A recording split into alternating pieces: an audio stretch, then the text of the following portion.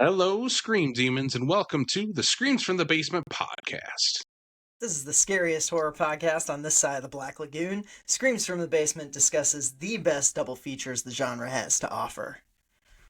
We also interview the industry's finest that make our screams become nightmares. I am one of your creepy co-hosts. I am Casey. And I'm Sam the Damned, and let's get screaming. Casey, it's not just us tonight, though. We've introduced ourselves, and now we need to introduce our esteemed guest, Nolan Mihail. Did I say that right? You sure did. Fuck yeah, I thought I remembered it. I Wow. thought I remembered it. You may remember Nolan, listeners, from our interview that we did with his terrifying found footage film that he wrote, Looky-Loo. And we had so much fun talking to him about that haunting piece of cinema that we decided to have him back on for something maybe a little more, Jesus, my cat just tore through here. Maybe a little more fun, less I need a shower after this movie. Yeah, I think so. Yeah. Yeah. I say that complimentary. Looky-Loo. Yeah, If you haven't watched it yet, listeners, do so. It's a great endorsement, I think, actually. Yeah. Nolan, how's it been, man? How have you been? Oh man, I've been good. It's been a crazy year, 2025. With everything going on, obviously in the world, but then trying to sort of also we got not too long ago we got a positive review in the New York Times. I was like, to be in the New York Times, not because of like a felony. I'm pretty pleased. I got to track down my high school guidance counselor and send them that clipping to tell them I was right. They were wrong. But no, it's been a wild year. We have now finished filming part 2. And we're getting that ready for its festival run. I'm really excited. I'll be sending you guys a screener for that, by the way, like an early screener, so you guys can see it before everyone else. Fuck yeah. But yeah, private YouTube link like the screener for the last one was. That's exactly right. Yep, only the best for you guys. Here's the thing, that's the way to watch that movie. I know you can pull it up on Tubi now, but I'm not gonna lie to you. When you guys sent just like a private YouTube link and that's the movie I watched, I was like, am I watching what is this snuff film we're watching? Yeah. Maybe I can send you guys a VHS, like an old recorded VHS or something. Yeah. I'm just writing Sharpie like Looky-Loo 2. What Indiana Jones movie am I recording over to send you guys? That's a great distribution model. With a Hamburger Helper commercial in the middle of it. Yep. Outstanding. Yeah, I didn't hit stop in time. I think that would be great. Actually, that might be the only other format that it would work better in would be if it was just literally came to you in a bag. The blank VHS tape. That's something to think about. Yeah. You gotta get that marketing rolling. That's how you send it out to people. Right. Yeah. That's exactly right. Yeah. No, when the writer from the New York Times reached out to Jason, he's like, could you put me in touch with your publicist? And we both laughed. we both had a good laugh about that. We said, no, we can't really put you in touch with a publicist. But it was pretty fun. Yeah. No, I mean, it's been a cool year. I'm looking forward to / dreading 2026. So it's just a weird sort of, on one hand, things are great. On another hand, ugh. So, that's kind of everyone right now that's got anything to be happy about is also having to be like, just don't look at anything else right now. Yeah. Hold on to that happy thought for a minute. Got to put those horse blinders on sometimes. That's right. Yeah, sometimes you have to, just to stay afloat. But no, I've been all right. I mean, busy. So, yeah. Good. That's Well, awesome, man. you know, I'm when the pumped world for, is yeah. as the world is today, sometimes you got to just look to outer space and just That's be right. like, please send a bit of jelly down in a crater, and please lighten up this strange world that That's we live right. in. Yep. That is why Let's. today we're talking about two movies that do that. We're talking about The Blob from 1958 and The Blob remake from 1988. Two sci-fi classics in their own right. Sam, why are we doing this? Why are we doing The Blob? Because I had a 58 Blob poster in my background at my old place when we interviewed Nolan for Looky-Loo, and he said, "Hey, I really like that movie." And I was like, "Me too." And then Casey, you said, "I've never seen that movie." And we both yelled at you and told you had to watch it. So Yeah. that's this is what's happening. You're finally watching the 58 Blob. I don't even care about, no, I do care about the 88 Blob. I don't even care about the 88 Blob. We get to talk about the 58 one right now. Right. Yeah, no, I love these movies. Nolan, I'm sure you love these movies because you brought them up. Yes. Like, Oh yeah. No. 1958 Blob. I was telling Casey that I watched that like I would have been like 4 or 5 years old. So we're talking like 1990, 1991, and oh, hell yeah. I had a 45 of the Blob theme song. I'm pretty sure it just played the theme song on both sides of that 45. I don't remember, but yeah, it was like it never even occurred to me that that was a horror movie when I was like 4 or 5. To give you an idea of like how like wholesome that movie seems to me. Yeah. And it is weirdly wholesome, but I don't know. It held a special place in my heart. I like, you know, for the stuff that I write, you'd be surprised how much I like camp, you know, like anything with like even a little bit of camp, these sort of like whimsical things. The theme song is fantastic. Yes. And I wish that more movies had theme songs like that. Yes. Yeah. 100%.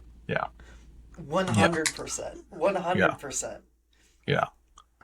And in fact, I found out while I was like prepping to talk to you guys, I didn't even know this. The theme song's written by Burt Bacharach. Mm-hmm.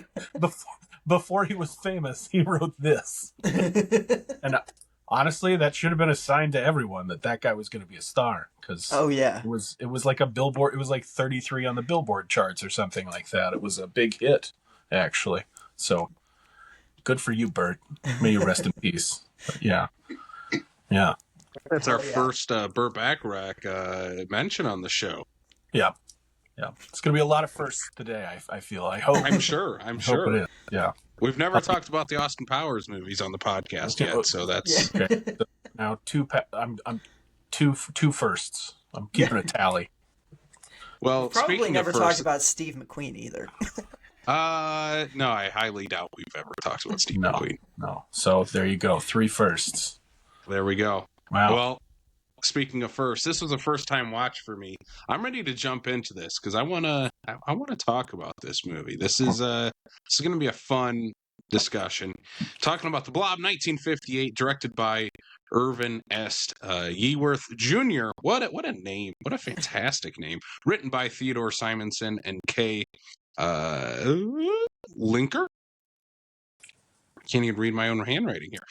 Cast includes Steve McQueen as Steve, Annetta Corsett as Jane, and Earl Rowe as the town's sheriff, Dave. Sam, what is 1958's The Blob all about? Well, when, quote, teenager, unquote, Steve McQueen finds a hermit with a blobby creature stuck to his hand, it begins a night of terror for his small town, as good old Steve desperately tries to convince his parents, the local cops, and his, quote, teenage, unquote, friends that an alien is eating people. The Blob, 1958. Yeah. Casey, do you remember when we talked about the Joe Bob presenting Earth versus the Spider? and you were like, these are the oldest teenagers I've ever seen in a movie. And I said, wait until you watch The Blob. Wait until you watch The Blob. No, honestly, I bought these teenagers more than the teenagers in what was it? Earth versus the Spider? Is that what it Yeah. was? Okay. Granted, none of these teenagers had bald patches, but they Bald all patches or definitely gray hair that I could still see in black and white. No, like that movie. No, I actually starting off on that, I actually buy for the most part that these are 1950s teenagers. Maybe I just perpetually think everyone that was 17 years old in 1958 was actually 27 years old. I don't know. But I just buy that teenagers looked like Steve McQueen looks in this movie. I think I was talking to my wife about this earlier, and I think that it's a lot of it is just the fashion, the hair, the clothes that they wear, the makeup. If you look at the example that I brought up was season 1 of Stranger Things, the people would like kind of scoff at Barb or whatever the brand. But I'm like, no, that's exactly what people look like in 1985 or whatever it is. Like 100% like teenagers, like she was styling. She looked good. That's the way that you wanted to look. I've seen their senior pictures. Yeah. If you cut your hair short and get a perm and wear those like big glasses, like you're gonna look like an old lady to everybody else. But like, nope, that's a 16-year-old, Yeah. So I think there's a part of that. Although I will say, in this movie, I think Steve McQueen looks like someone ironed Jack Palance. Like he does not look like a 17-year-old to me at all. And although I'd never noticed how bad it was until I watched it on Max recently because I was like, I'd better rewatch it, and it's in color, and I'd never seen it in color before. I'd only seen it in black and white. Oh, really? Yes, so I could see like the makeup, like the spackled in sort of like that, like really really thick makeup or whatever, which I love actually because it just adds some texture to the movie, But yeah, he did not look. I mean, that was one chain smoking ass 17-year-old or whatever he's supposed to be. Yeah. But I mean, he was like a married, almost 30-year-old man when he shot that, and I think most of the teenagers were at least that age. But I probably not. I don't think it's that egregious for the time period. No, I mean, and to be honest, like this is probably one of the most influential teen horrors of all time. Like, I feel like it's, it's not an outlier in any sense to have like late 20-somethings, even early 30-somethings playing teenagers, Yeah.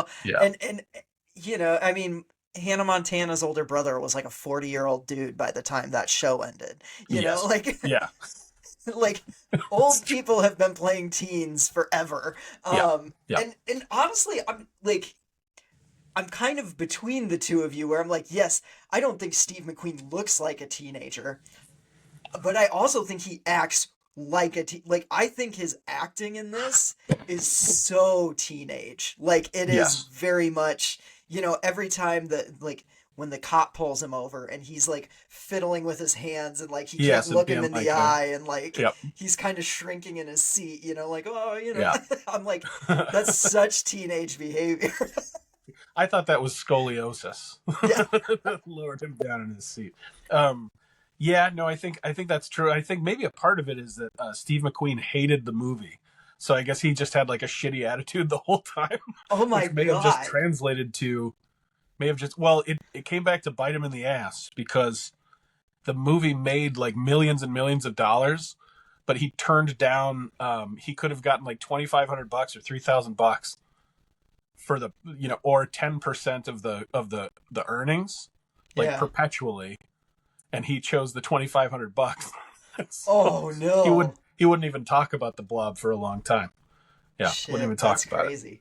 Yes. That's so nuts to me. I like it always bums me out when someone's in a horror movie, like a prolific horror movie. Yeah. And they're just like, they refuse to talk about it. Like, Katherine Heigl for Bride of Chucky. I'm like, girl, you were in one of the best horror films of the 90s. Just fucking own it, Like, Damn talk it. about. Yeah, yeah, yeah. I don't know why people get so bent out of shape about that kind of thing. Maybe it's like typecasting, but I don't think Steve McQueen was typecast. No, definitely not. They didn't have him playing any more 16-year-olds, I don't think, after No. that. No. No. But No, maybe he they went should from have. 16. He went from 16 to like 35-year-old really quick after that. Absolutely. Yeah. Apparently, though, I was reading up on that he did hate this movie, but he also had this movie poster on his wall at the time that he died. Yes. And I'm like, what's the story here, dude? What's the story here, Steve? Are you just mad he didn't get that money? You didn't get that blob change, or you actually like? He was just saying he hated it for clout, and really he was just like, "Oh, that was my first movie," you Secretly. know? Yeah. I think it's a first movie type thing. Yeah. He had a secret room in his house where he'd go to just look at the blob and think about the blob. Think about all the millions he could have gotten instead. This He is a got quiet $3,000. Think about the blob. Yeah. No, I mean I'm sure he came to, to feel a sense of peace about it at some point. I think like Tim Curry probably bristled at the Rocky Horror Picture Show for a lot of years because everybody wanted to cast him as this and he's a classically trained actor, he did a fantastic job, but it's like he did Amadeus on Broadway. Yeah. Won a Tony with Ian McClellan, and at least I think he won a Tony. But anyway, he was like really, really, like he did phenomenally well on Broadway, and then they didn't cast him in the movie, probably because of the sweet transvestite. Everybody won't see him as they cannot see him as anything else. So I could see getting frustrated with your biggest hit. Yeah. But in Steve McQueen's case, that I don't think it was his biggest hit even. It was his biggest financial hit, probably, It was a bad choice, but man, it's a much beloved film. So, it is. Yeah. Yeah. I was shocked watching this. So as a first time watching especially this first act of this movie, I was shocked how much Killer Clowns from Outer Space specifically takes from this movie. Yeah. I think more so than the 88 Blob. Yeah, it came out the same year. Yeah, and of course, like the 88 Blob is, shares the same title, it's the same premise, but in terms of like tone and style and literally ripping characters off, Killer Clowns is more of a Blob remake than the 88 Blob. Yeah. I don't know if I completely agree with that, but I do think I don't know. See, the 88 Blob, to me, I was kind of shocked how like, you're absolutely right that the tone is like could not be further from the original tone. It's like they were like, oh, what if we did the exact opposite of the sort of fun and whimsy of the original one? Let's make it dark and cynical. Some of the one of the darkest horror movies ever released at this point. Like it got had the Blob murder a child. Yeah. Yes. Yeah. So they and I'd love to see an uncut version, because I'm like, if that was the version that got the R, what was the X rating one? Like, what did the Blob do? What did you do?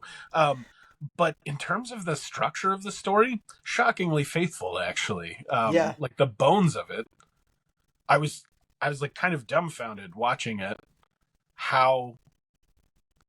Because I've seen the 88 Blob a few times now, so I wasn't like completely blinded by just how ungodly dark it is.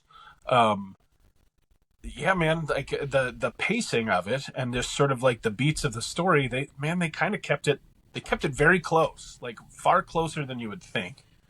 I do think that just about every like B movie like creature feature that came after the Blob owes something to the Blob.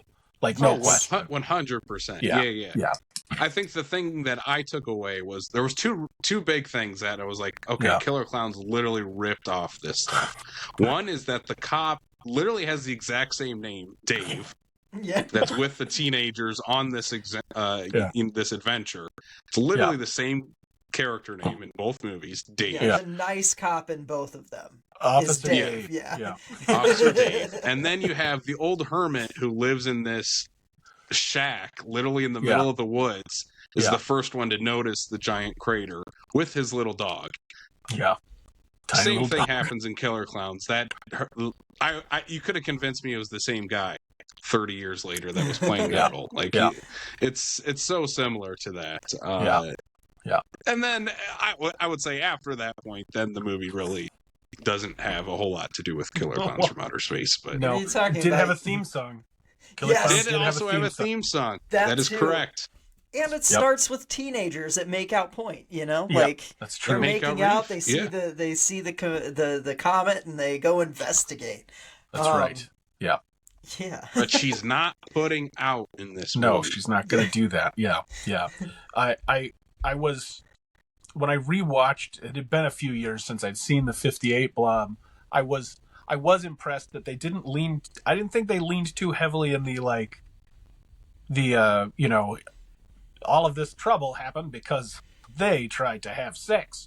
Like, that absolutely, like, I was expecting it to be something like that, but it really wasn't. They were there at the makeout point, but they were making out in the most, like, PG way I've ever seen.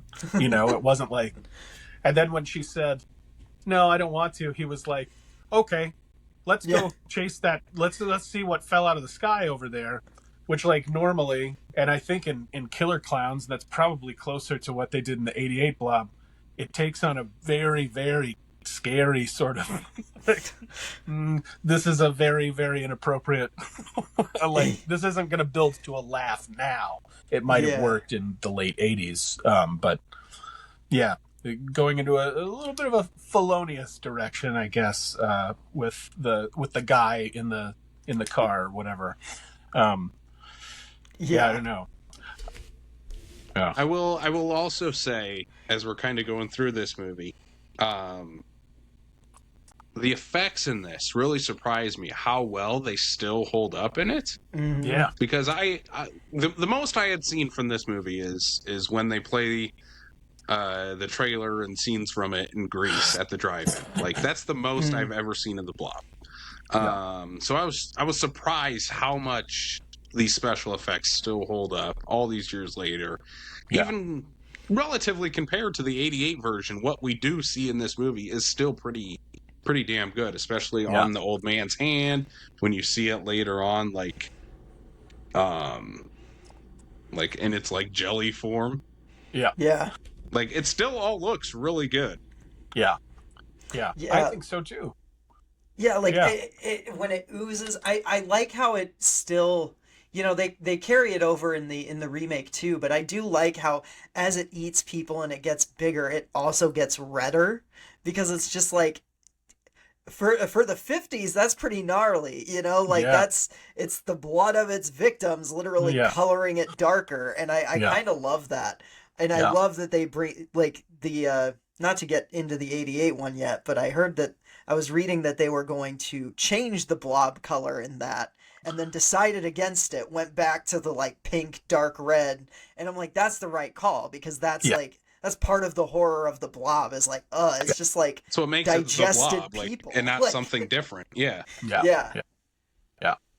Also, the original mixture of the Blob is apparently still around and has not, like, hardened, and is still, like, you can still mess with the Blob. Like, they could still make another Blob movie with the original Blob material. Oh my God. Yeah, they do it every year in Phoenixville, Pennsylvania in the summer. They do Blob Fest, which is where the movie theater or whatever, where everybody runs out, this sort of iconic scene. And I think the diner's still there, but it was just, I thought this was reaching a little bit. They're like, it's the original diner. Actually, they moved the original diner, and it's just, they rebuilt a replica on the original, on the original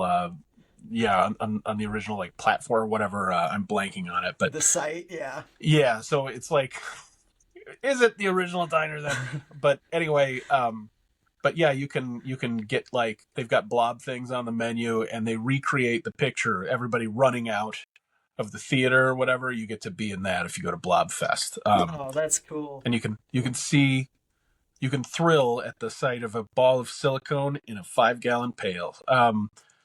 But honestly, if I was going to travel across the country to see any ball of silicone in a 5-gallon pail, it would be that one.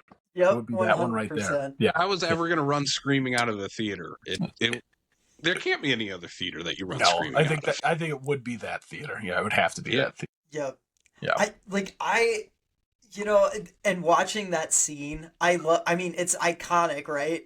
But part of the fun of it is, like, there are some actors that are not terrorized. Like, there are certain actors that are literally laughing as they walk, or as they run out of that theater. And it's just like, that's just the take they used. These people are just having a blast being in this cheap B movie, and I love that energy. There's one point where there's this woman running out of the diner, and she looks directly at the camera, starts laughing, and then runs the other way.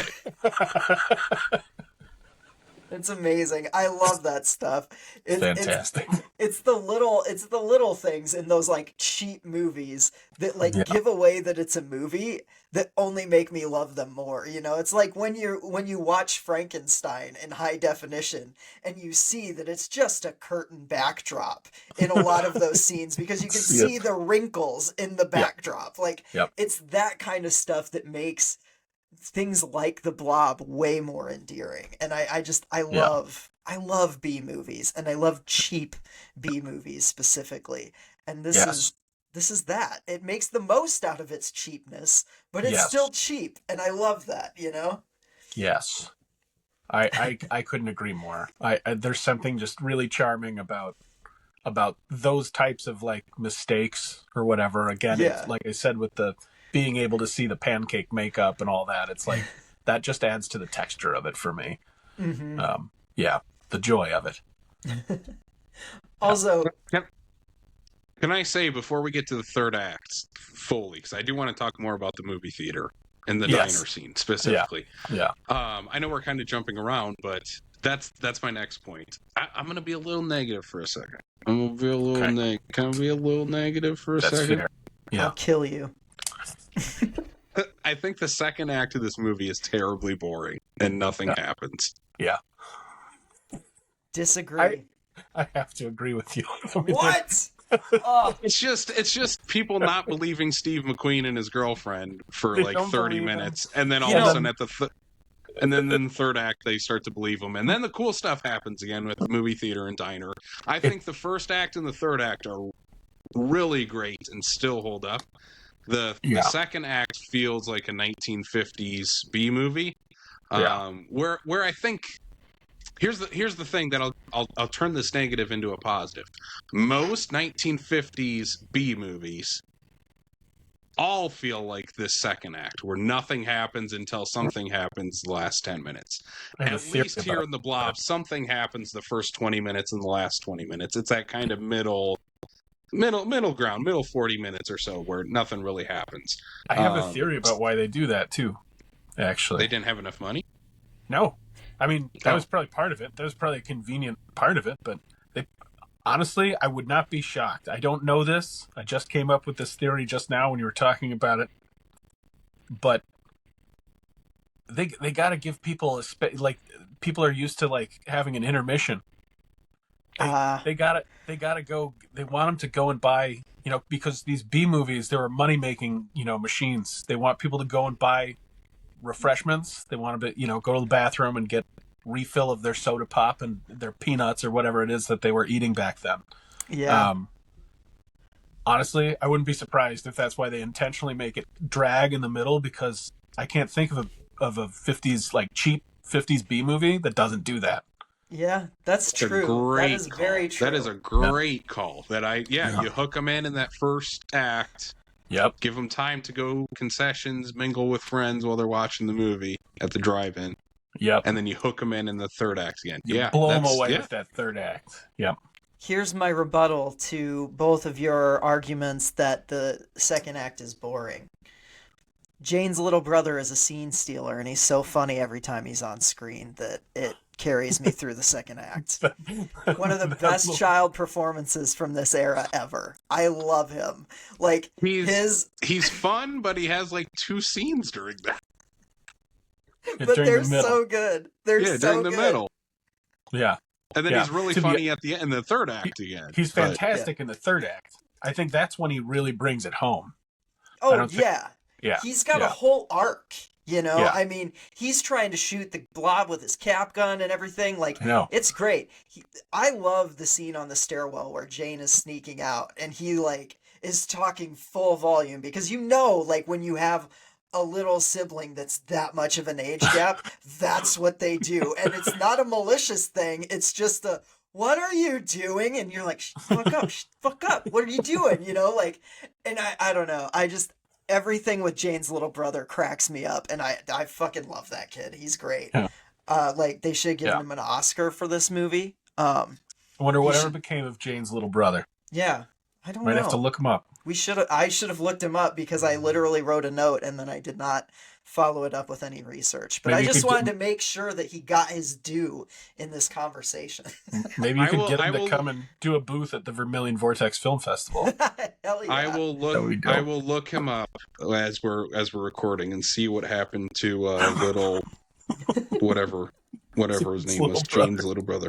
Yeah, James' little brother. Yeah, so, I like. What was his name? That's gonna help. What was his name? Did you write that James' down? Little brother. No, it's James' little brother. Yeah, it's probably Tommy or something. I don't know. Honestly, it probably is like Tommy.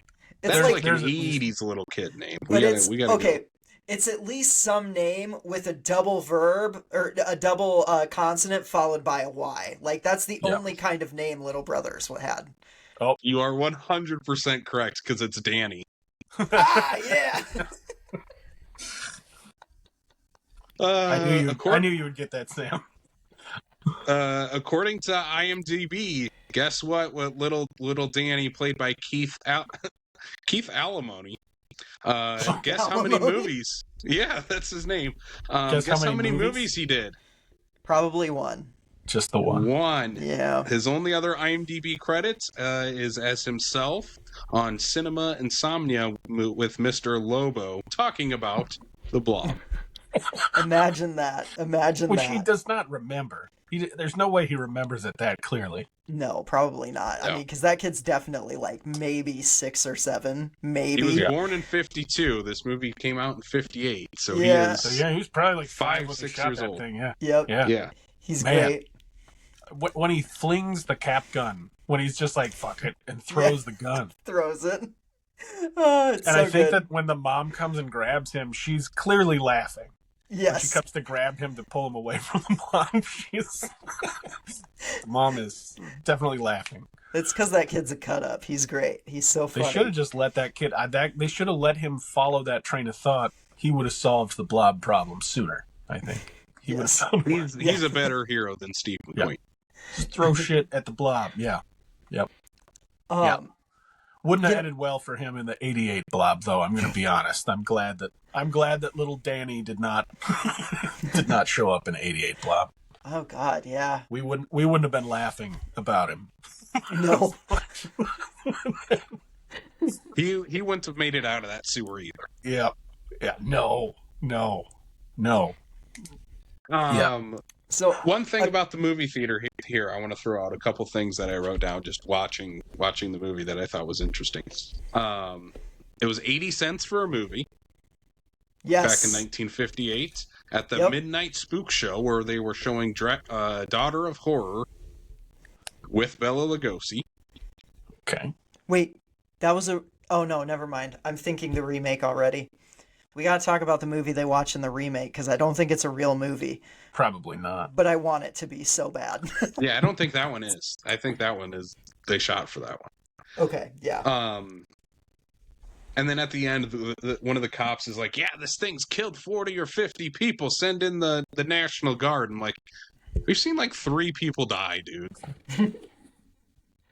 Yeah, but like, Oh. I think it's implied that it killed more people in the movie theater, in the grocery store, which I love the grocery store scene because, like, Steve McQueen at one point just hops over an aisle like he's goddamn Peter Parker post Spider Bite. And I'm like, where was our, like, 60s Spider-Man with Steve McQueen playing Peter Parker? Like, yeah. We had to wait until Tobey Maguire came around as a 27-year-old playing an 18-year-old. That's right. Yeah. Yeah. Steve McQueen was like a 5-pack-a-day smoker as well when he was doing this. They could not get him to stop smoking cigarettes throughout the movie. He gave such little shit that, like, you can see him occasionally in scenes. There's, like, you can see smoke in the scene with him, and it's because he wouldn't even put his cigarette out. He'd just hide it. Oh my god. So he's just like, he's like, oh, fuck you, I'm Steve McQueen.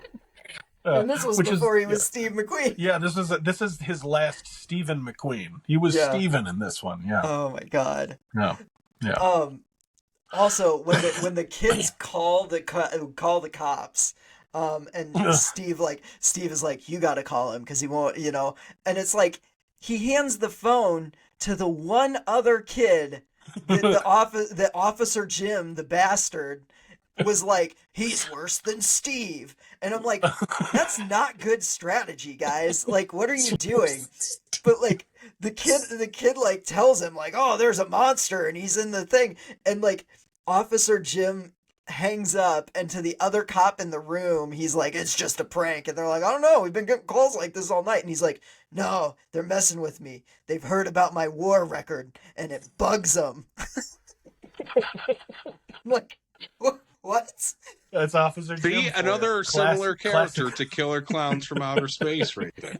That's classic Officer Jim. Oh, like, God.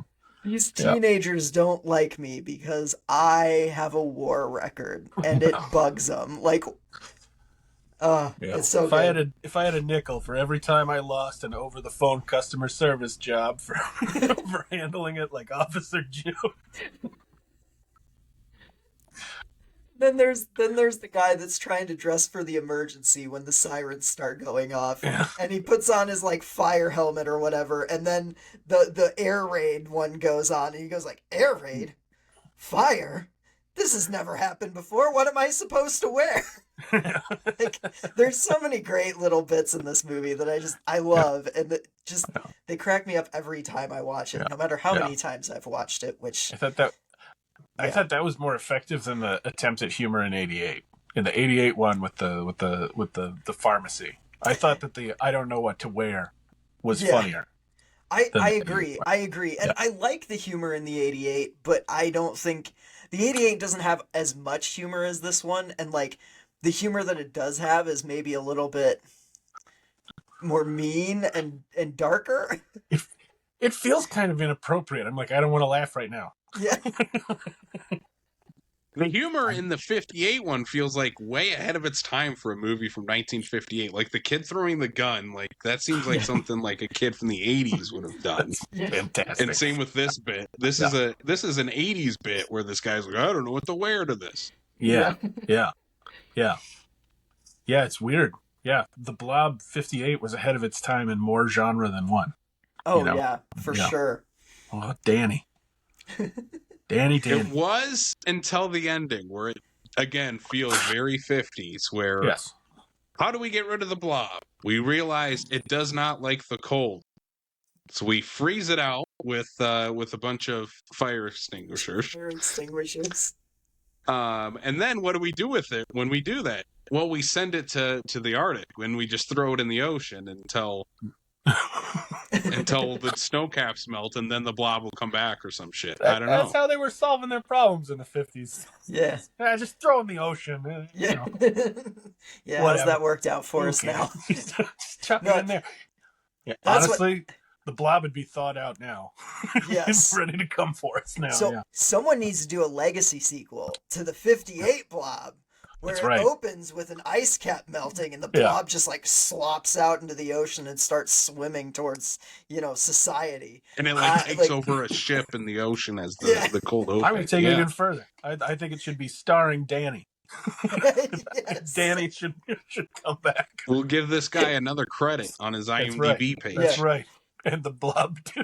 He'll have a bigger gun this time that he fires into the Blob, and then he just decides, fuck it, and he tosses his AK-47 at Yeets it. it into it. Yeah. Now, I only found this out while getting ready for this, but there is a sequel to the Blob, to this 1958 Blob from the 70s, which I've never seen. You've not seen it?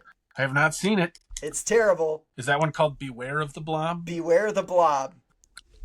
Yeah, I don't even want to think about it right now. It's from 70s something? Yeah, I think it's from 72, and it is wild. Recreate the charm. I was going to say I would have a line in that, and if I were to do I would call it the Blob 2 and pretend like the second Blob didn't exist. And I would have an exchange at some point where they're like, wait a minute. Do you remember that really stupid, improbable shit that happened 65 years ago or whatever? I think it's happening again. Yeah, I think that might be how that would propel itself. Wait a minute. It doesn't have a lot to do with the 58 one, to be honest. It's pretty nonsensical. It literally opens with like 3 minutes of a cat just running through a meadow. And that has no bearing on the rest of the movie. Like, the credits are just like a cat playing in a meadow. And it's been a while since I've watched. I have it on DVD. Yeah. You might be the only person that has it on DVD. I might be. There's someone in a warehouse like, we sold one. Any day now, someone's going to buy the next one. Yeah. I actually might have found it in like a flea market or a garage sale or something, like in a box. It was just like in a box of random DVD, like workout videos and shit. You found it like the just Jumanji a bunch board of Billy game. Blanks DVDs, and then all of a sudden Beware the Blob. It was in a locked wooden case. Yeah. I found in a coffin. Yeah. Yeah. No, a cat running through the meadow. Yeah. Oh, I was just gonna say, as we're getting to the end of the talk on this one, do you guys have any final thoughts or points that we did not talk about yet with 58's Blob that you want to bring up here? So, I could say that I do find it interesting, and this is sort of maybe a good segue into the 88 Blob. I think it's one of those, like, the 58 Blob is like this classic kind of Cold War horror. Sort of, it's this unknowable monster from outside of the world. You know what I mean? That's going to come and it's going to kill your children. It's going to destroy even the idea of sort of having it. And I feel like they do something very, very different in the 1988 one, which is more prescient, perhaps today. Which is, it's this sort of post-Vietnam Reagan sort of thing where it's like the killer's inside, the call's coming from inside the house kind of thing. It's like this, the danger from within, as opposed to like this extraterrestrial thing. And I just kind of think that's interesting. That the two movies are like that. I don't know. I'm a big fan of RoboCop. So anytime I pick up on the things were violent, they're talking about Reagan. Anytime that I can think about that, I get excited to bring it up. So yeah, I think that's a really interesting difference between the two of them. Both very much a product of their time. Yeah. In that way. Absolutely. Yeah, I agree. Like they both actually kind of say something about the world that they were made in. And I appreciate that. I think that this one is like, I think that the Blob 58 is one of those movies that like, it's from a time period and a genre that I love a lot. Like, I am a huge fan of 50s sci-fi horror, and this to me is just one of the shining examples of it. I think it's a precursor for where teen horror and sci-fi drive-in horror went in the next decade. And Jesus, my cat is being a dickhead. But I don't know. Like this movie's not perfect, but it is perfect. Yep. Like, for me, this is 5 out of 5. No notes. I love it. I don't mind the second act. I don't think it drags for me. Like, there's just so much charm to these characters and the vibe, and just like it's kind of a quaint movie, you know? It's one I throw on any time. And I've watched it like way more times than I can count. So yeah, this is just, I love The Blob. It's one of my favorites of all time. Yeah. And what about you? What are you giving this movie out of 5? Oh, out of 5, as an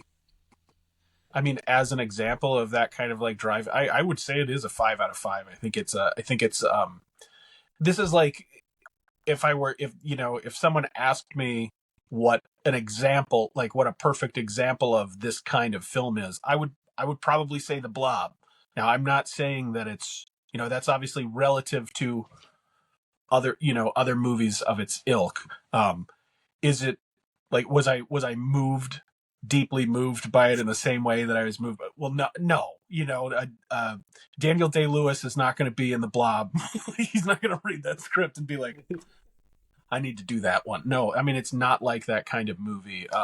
There are so many mistakes, and it is so cheaply made, and you can see how cheaply it's made, and they even kind of lean into how cheaply it's made. But all of that kind of creates this kind of goulash that I really approve of. Yeah. Oh, yeah. Yeah. I will not be giving this a 5 out of 5. I'm sorry. I'm boo, sorry, Sam. Boo this I'm man, sorry. Boo. No, it's fine. I gave it a 3 out of 5. Still a positive rating. I think this movie is a ton of fun. It's a blast. That second act really dragged out for me. Which is why I bring it down to a 3 out of 5. But I think those first 2 acts are really good. Still really hold up to this day. And I think Steve McQueen is incredible in this movie. Like, I think he's actually giving a great performance in a pretty schlocky movie. Yeah. Yeah. See, next time you watch it, if there's a next time that you watch it, in the second act, go drive to the gas station, buy a pack of M&Ms or something. Don't pay attention to it. Yeah. Keep the movie running. When you get back, go to the bathroom, sit down, refill your drink. It'll probably be at least a 4 out of 5 star movie. I'm gonna try that next time. Yeah, I think you should, because I didn't think of that theory until just now, but I think I'm right now. You probably I think you are are 100% right on that. I think they did that on purpose. I mean, they literally built these kinds of movies for the drive-in experience, and the drive-in experience was casual movie watching while you went to the concessions to get more food. That's or right. to snog. The more concessions that they sold, the longer the movie second act got snogging. That's what they were doing. Right. I think that's what they called it back then. That's what it is. Yeah. See, you guys get T-shirts made with that on there. Yeah.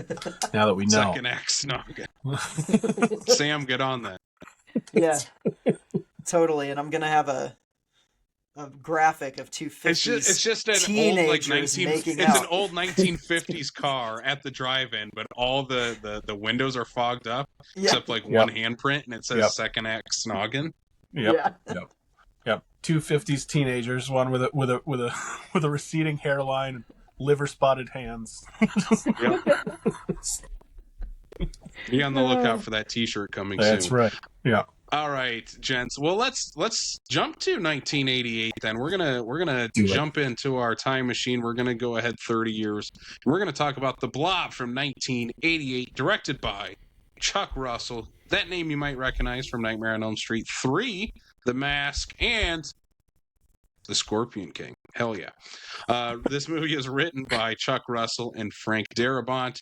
The movie stars Kevin Dillon as Brian Flagg, Shawnee Smith as Meg Penny, and Donovan Leitch as Paul Taylor, with special effects done by so many great, incredible special effects artists, including Tony Gardner, Jeff Farley, Nick Benson, and Lyle Conaway. Sam, we're jumping to 1988's The Blob. What is this movie about? Because I'm sure it is very different in terms of plot from 1958. Well, when the mulleted town pariah and the hot cheerleader discover a gelatinous, acidic creature that eats jocks and cops like candy, they must do what they can to save their town from both the Blob and the mysterious government agency that totally didn't have anything to do with it. The Blob 88. That's right. Didn't have anything to do with it. Wasn't us. I've never heard Their hands about are clean. I don't know what you're talking about. Came from outer space. We didn't create this in a lab. This is the first I'm hearing about this the same time you guys are hearing about this. I don't know. I don't know. I've been very busy. We're not getting too political on this. Yeah. I do want to say Kevin Dillon's mullet is like one of the most egregious I've ever seen in like a movie ever. Like that is a capital M mullet. That might be all caps mullet. Oh, it's mullet in bold and underlined for sure. It's a wig. Yeah, he had to wear extensions. Kiefer Sutherland's mullet in The Lost Boys was like, now that's a mullet. Yeah. I kind of want to run my hand through that one though. Yeah. You know what I mean? Like it's feathery. It looks right. That looks. I could look at that and I can be like, yeah, it looks kind of weird to me right now. But if it were 1987 or whatever, I would be walking behind him trying to put my paws through that hair. You know. Yeah. You know it wouldn't catch once. But Kevin Dillon's mullet. Holy shit, that's a mullet. And they did that on purpose. His hair didn't look like that. They made him wear a wig or whatever, or extensions or something that looked like that, and he hated it. Yeah. So I want to apologize to Kevin Dillon. Because it would be different. It'd be different if that was what his hair actually looked like and he did that to himself. But he had to do that for the role. Have you seen his goatee nowadays? It's not any better. So, no, that's true. I mean, he'd be better off going clean shaven and getting that mullet back. He's an unfortunate looking leading man. Yeah, I would say. Yeah. And no shade to Kevin Dillon. Are we starting this conversation talking about Kevin Dillon? Because I have maybe a hot take about Kevin Dillon in this movie. Okay. I want to hear that. I think he's severely miscast in this movie. I think so too. Yeah. And I think he's the worst part of this movie. And I love this movie. I love the Blob. But I think he is severely miscast in this movie. They're like, we couldn't get any of the Brat Pack to be in this. We'll settle for the younger brother of one of them. Wow. You're breaking my heart right now. Kevin Dillon is listening to this right now, and he's just like, what? They're right. He's right. Shit. That's harsh. Yeah, that is harsh. It is Casey. harsh. And it you know is harsh. what? I just don't think he's very good in this movie, and it's not just the wig, but I just don't buy him as like badass outsider in this small town. I don't buy it. Sure. You don't buy him as a guy who tries to be a badass, but every chance he gets wipes out on his bike. He's not the badass, Casey. He's fucking Hot Rod, okay? Like, he's Hot Rod in a Blob playing movie. it like Hot Rod, though. Because Hot Rod doesn't know he's Hot Rod. I do think he looks like a dirtball. That's for sure. If that's what they're kind of going for, he does look like a dirtball. But is he like Emilio Estevez in Young Guns? No, absolutely not. No, he's not. But I don't think that's what you need for 88 Blob. So I think he's perfect casting? Probably I'm picturing Ricky Vaughn from Major League is like the vibe they're going for. Sure. And I buy Charlie Sheen obviously as that. I don't buy Kevin Dillon as this. I don't know. Like if it was Charlie Sheen, I would buy it. You know what's weird? What's weird is Kevin Dillon is a clean cut guy that they cast to play this like dirtball, and Shawnee Smith, who plays the the cheerleader, had just finished touring with her punk band. Yeah. They had to clean her up, and she had to have fake hair as well. Yes. Yeah. She's great in this. But before we get to Shawnee Smith, I have to defend Kevin Dillon here. This is shocking to me, Casey, that you would say he's miscast. I'm pretty sure I've told you this before. Say I don't think he's anyway. Here's the thing. I grew up in a small town very much like this, right? Yeah. There was that guy. There was that guy who thought he was the biggest badass, who always wore his fucking shitty leather jacket and had his bike that was always breaking down because he was trying to jump bridges. Maybe not that part, but you get what I'm saying. And you know how he walked? He walked with his shoulders. And how does Kevin Dillon walk through this whole movie? With his fucking shoulders. His shoulders are moving with his legs. He's got that like I don't give a shit what anybody says about me thing. He is perfect in this movie. I knew that guy in high school. We hung out at the bowling alley on weekends, and he kept offering me weed even when I told him I'm too square for that. Yeah. I know this guy exists. I have met that guy. I grew up Kevin in a Dillon small plays town. him perfectly. Kevin Dillon was not that guy in that small town. It's weird though, because Kevin Dillon had the chops to do that, because he did Platoon before this. Mm-hmm. And he was Bunny in Platoon. And Bunny in Platoon seemed exactly like the small town like dirtbag, but I think the difference is his character in Platoon was his mind has been warped. he's crazy and pretty racist and just like kind of awful. He's Bunny, I think his character's name was in that. And in this one, he's got a heart of gold. He's just, he can't help it that he's getting cartons of cigarettes for Christmas if he's lucky, he can't help it that he was born on the wrong side of the track. So I think that's kind of the thing that maybe doesn't click. It's not that he doesn't play a dirtbag really, really well. It's that it's the nuance of he's got a heart of gold. He's a good guy. Yeah.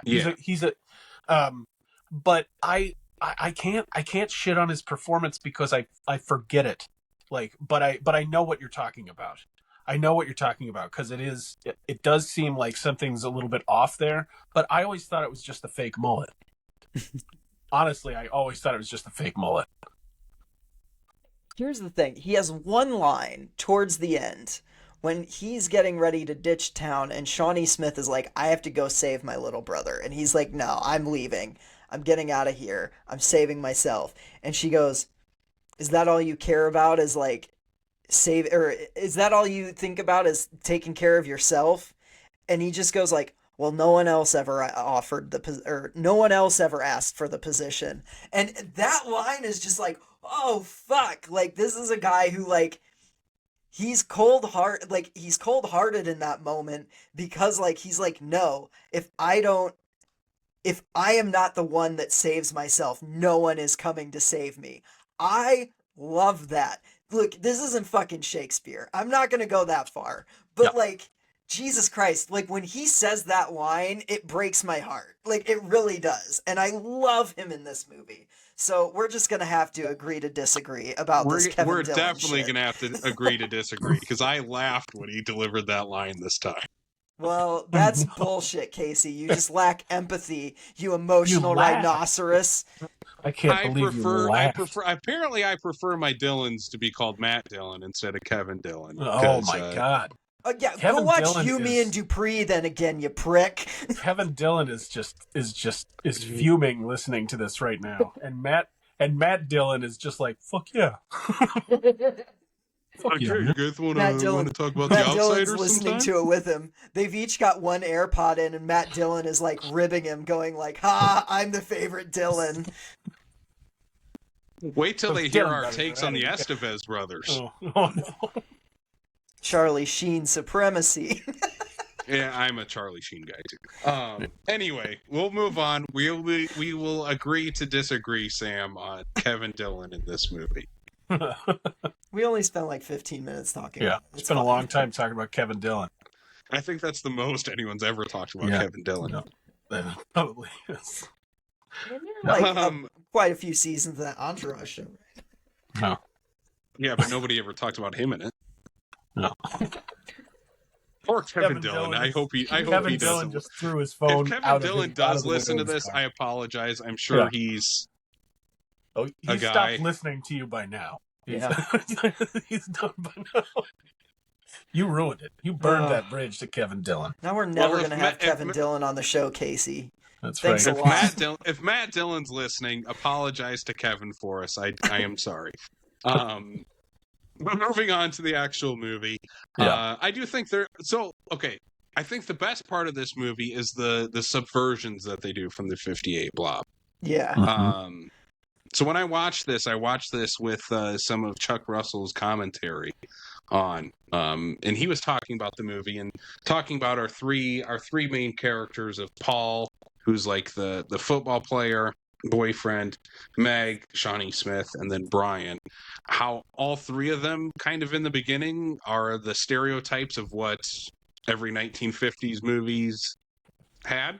But by the end, Shawnee Smith's Meg really turns into the Steve McQueen character. Like, she's the Steve McQueen character in this movie. It's not Brian or Paul. It's her, and I do love that, because I do think she's incredible in this movie. I think Shawnee Smith is really great in this, and kind of playing that badass heroine before we really got that. Like, at this point, we had Ripley and Alien, but that was about it. This is 4 years before Sarah Connor and Terminator 2, so like we're way ahead of the curve of having a female badass protagonist in this movie. Well, and she's a cheerleader. Like, she's almost a prototype for Buffy, in a sense, where like, she starts off and she's like the cheerleader out on a date with a jock, and by the end she's wielding a machine gun and blowing up a fucking snow truck, like, like, she's incredible in this movie. I Quite love, an evening, like, I love Shawnee Smith in general. I mean, she's, for my money, the best part of the entire Saw franchise too. And I just, her and Kevin Dillon have really good chemistry too. Like, I love the scene that they have together in the restaurant before shit hits the fan and the poor dishwasher goes down the drain, and one of the best practical effects in the whole movie. It's so, oh god, it's like so brutal. It's so brutal. All of those damn kills are so fucking brutal. There is not one kill in this that is not brutal. Yeah. Not one. I mean, like, when Paul dies and he is screaming and his jaw's coming unhinged and he's reaching out and she grabs his reaching arm out for her, and it just, like, you see all the sinew as he gets, like, pulled off. It's so gross. Yeah. And, like, the phone booth with the sheriff's face disintegrating mid-scream, like, fuck, man, like, all of these deaths are just so goopy and so upsetting in a way that, like, the 58 one was not concerned with. Like, the 58 one was not trying to upset you. This movie is looking for a visceral reaction. It shows you a disintegrating child's corpse being puppeted by, like, a gelatinous alien to his, like, very young friend, who might also, I mean, he doesn't, but might also die minutes later, It's nuts. Yeah. Like, the kids in peril in this movie are really effective. Not just the high school kids, but, like, literal kids. Kids, yeah. I think you talked about, like, Paul's death. I want to say these guys really studied their, like, their like movie, because that's like that Hitchcock thing of, like, make them think this is going to be the hero and then kill him. Yeah. Kill him at, like, at a time that seems very abrupt. And out of nowhere. So it's like, man, we spent some time with Paul. Like, we really got to start to know Paul, and, like, he wasn't just a jock, and, like, there was more to Paul. We spent more time with Paul than we did with Kevin Dillon. Yeah. And Paul, that didn't save Paul. You know what I mean? Like, no. Yeah, that kind of, like, establishes very early on, like, nobody's safe from the Blob, and it really grabs you and makes you scared the rest of the movie. Because I remember watching this the first time and being just, like, shocked at how scary it was. Because I didn't anticipate it being that scary, because by that point I was, like a young adult the first time that I saw this movie. And I knew the 58 Blob, so boy, did I ever have another thing coming. I thought that was really, really great. Killing Paul that way. Chuck Russell says it's his Hitchcock trick that he pulled. He's like, that's my Janet Leigh. Like, that's my Janet Leigh of taking the main character out just after we introduce them. Also, like, the Paul's guy who dickhead plays rapist friend lasts longer than Paul. He does. Yeah, he does. Him No. and his ribbed condoms last long. Yeah. I wish that the lady didn't. I wish that his intended victim did not also die. Yeah. That would have been like the only thing that would have made it feel better. Yeah. That's like the one thing that genuinely makes me feel a little icky in this movie, where I'm like, ooh, that's rough, you know? Didn't age well. Yeah. Nobody's safe. Nobody's safe in this movie. Yeah. No.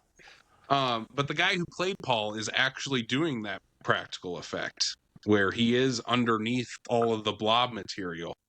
Yeah. So when they shot that, they didn't tell Shawnee Smith that it's going to be the actor Donovan underneath all the makeup. So when it shows her reaction, that's her legit reaction to her acting partner getting pulled backwards in this thing. It's fantastic. Crazy.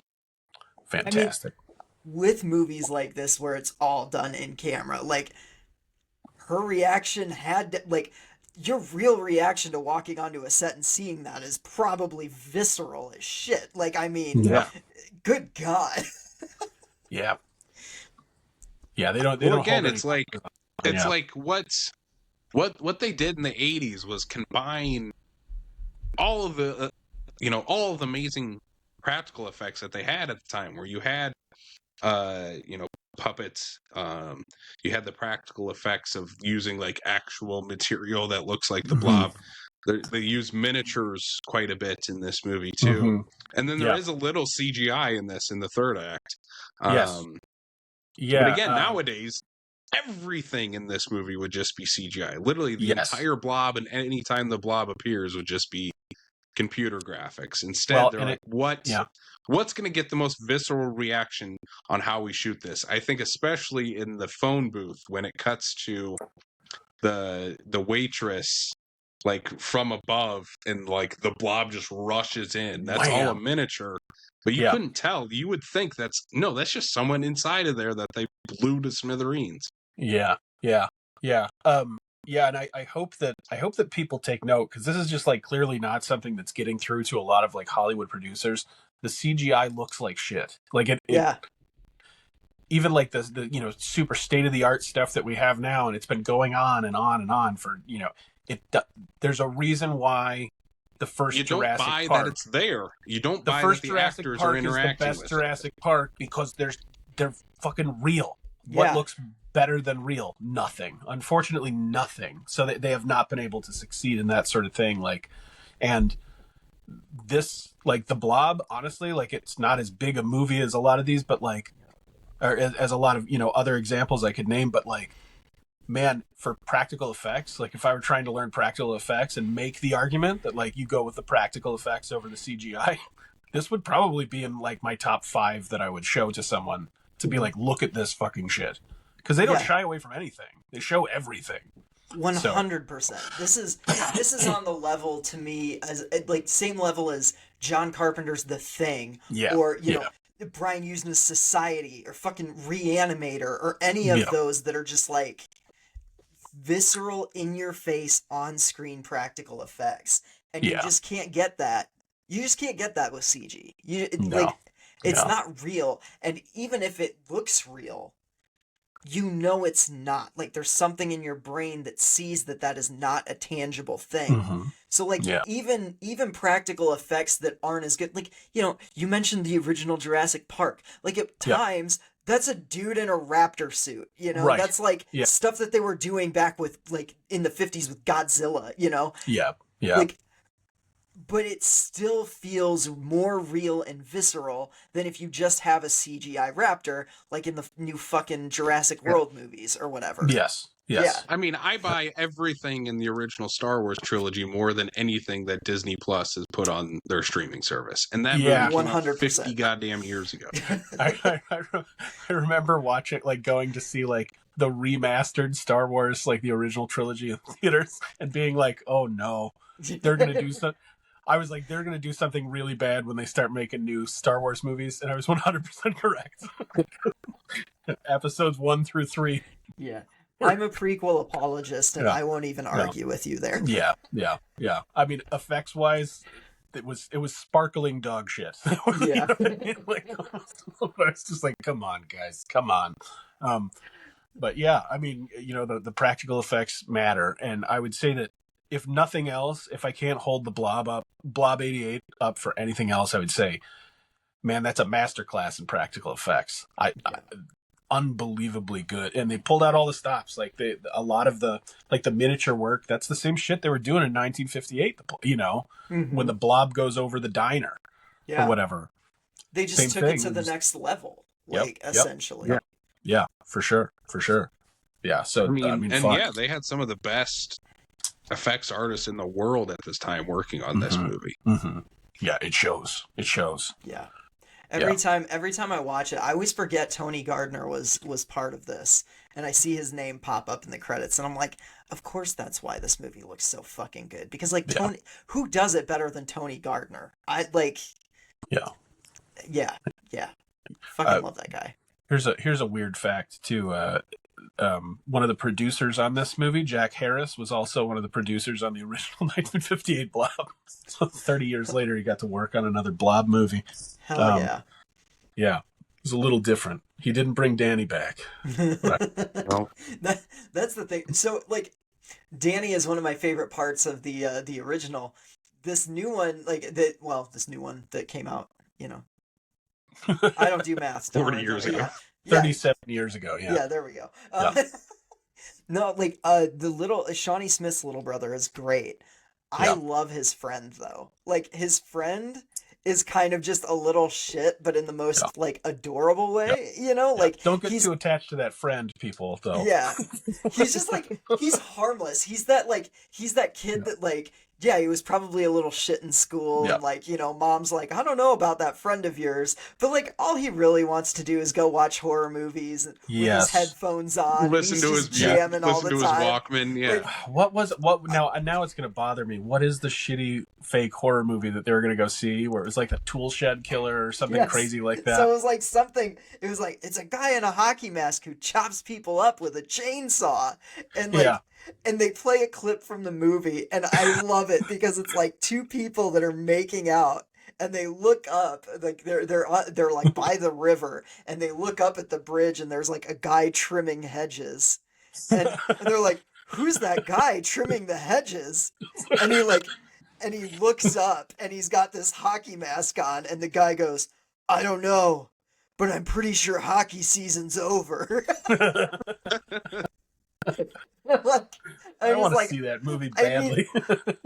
I thought for a minute, I'm like, oh my god, is this a real movie? And I scoured the internet trying to find it, and I couldn't find anything. So I'm presuming it was just shot it's not for. A real movie. Yeah. And I'm like, I wish so badly that it was. I need because that isn't movie it in my Tool life. Shed Massacre 3 or something? Yeah. Something like that. And I honestly, that would have been such a great day for sort of the the secondary unit to get to you guys gotta go shoot Tool Shed Massacre 3 now. Shoot a scene for it. It's not hockey season. Pretty sure it's not hockey season. Yeah. I will say, whenever we're in the forest, especially, I love the lighting in this movie, where everything is really backlit and you could still.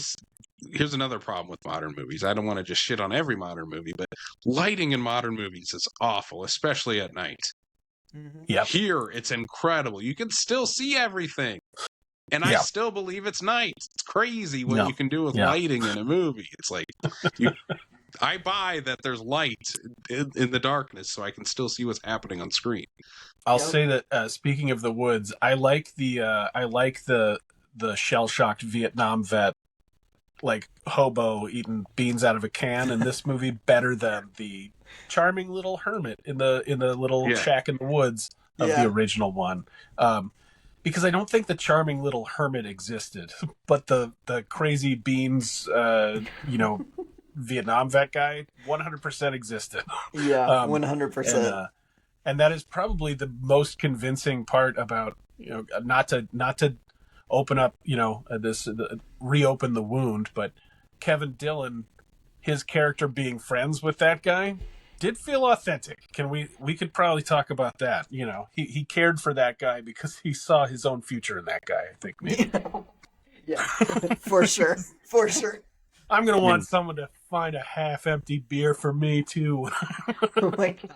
Yeah, when he grabs the beer and like pours it out to put it in his can bag, like after Kevin Dillon just eats shit on his bike is so shit funny. on his bike. Like, oh my god.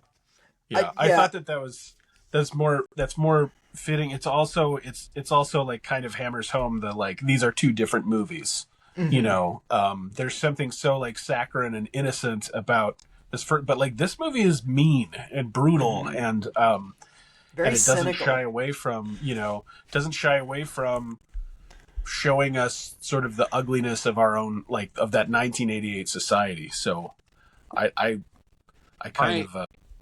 appreciate that. My favorite relationship in this movie is between the town cop and the diner owner.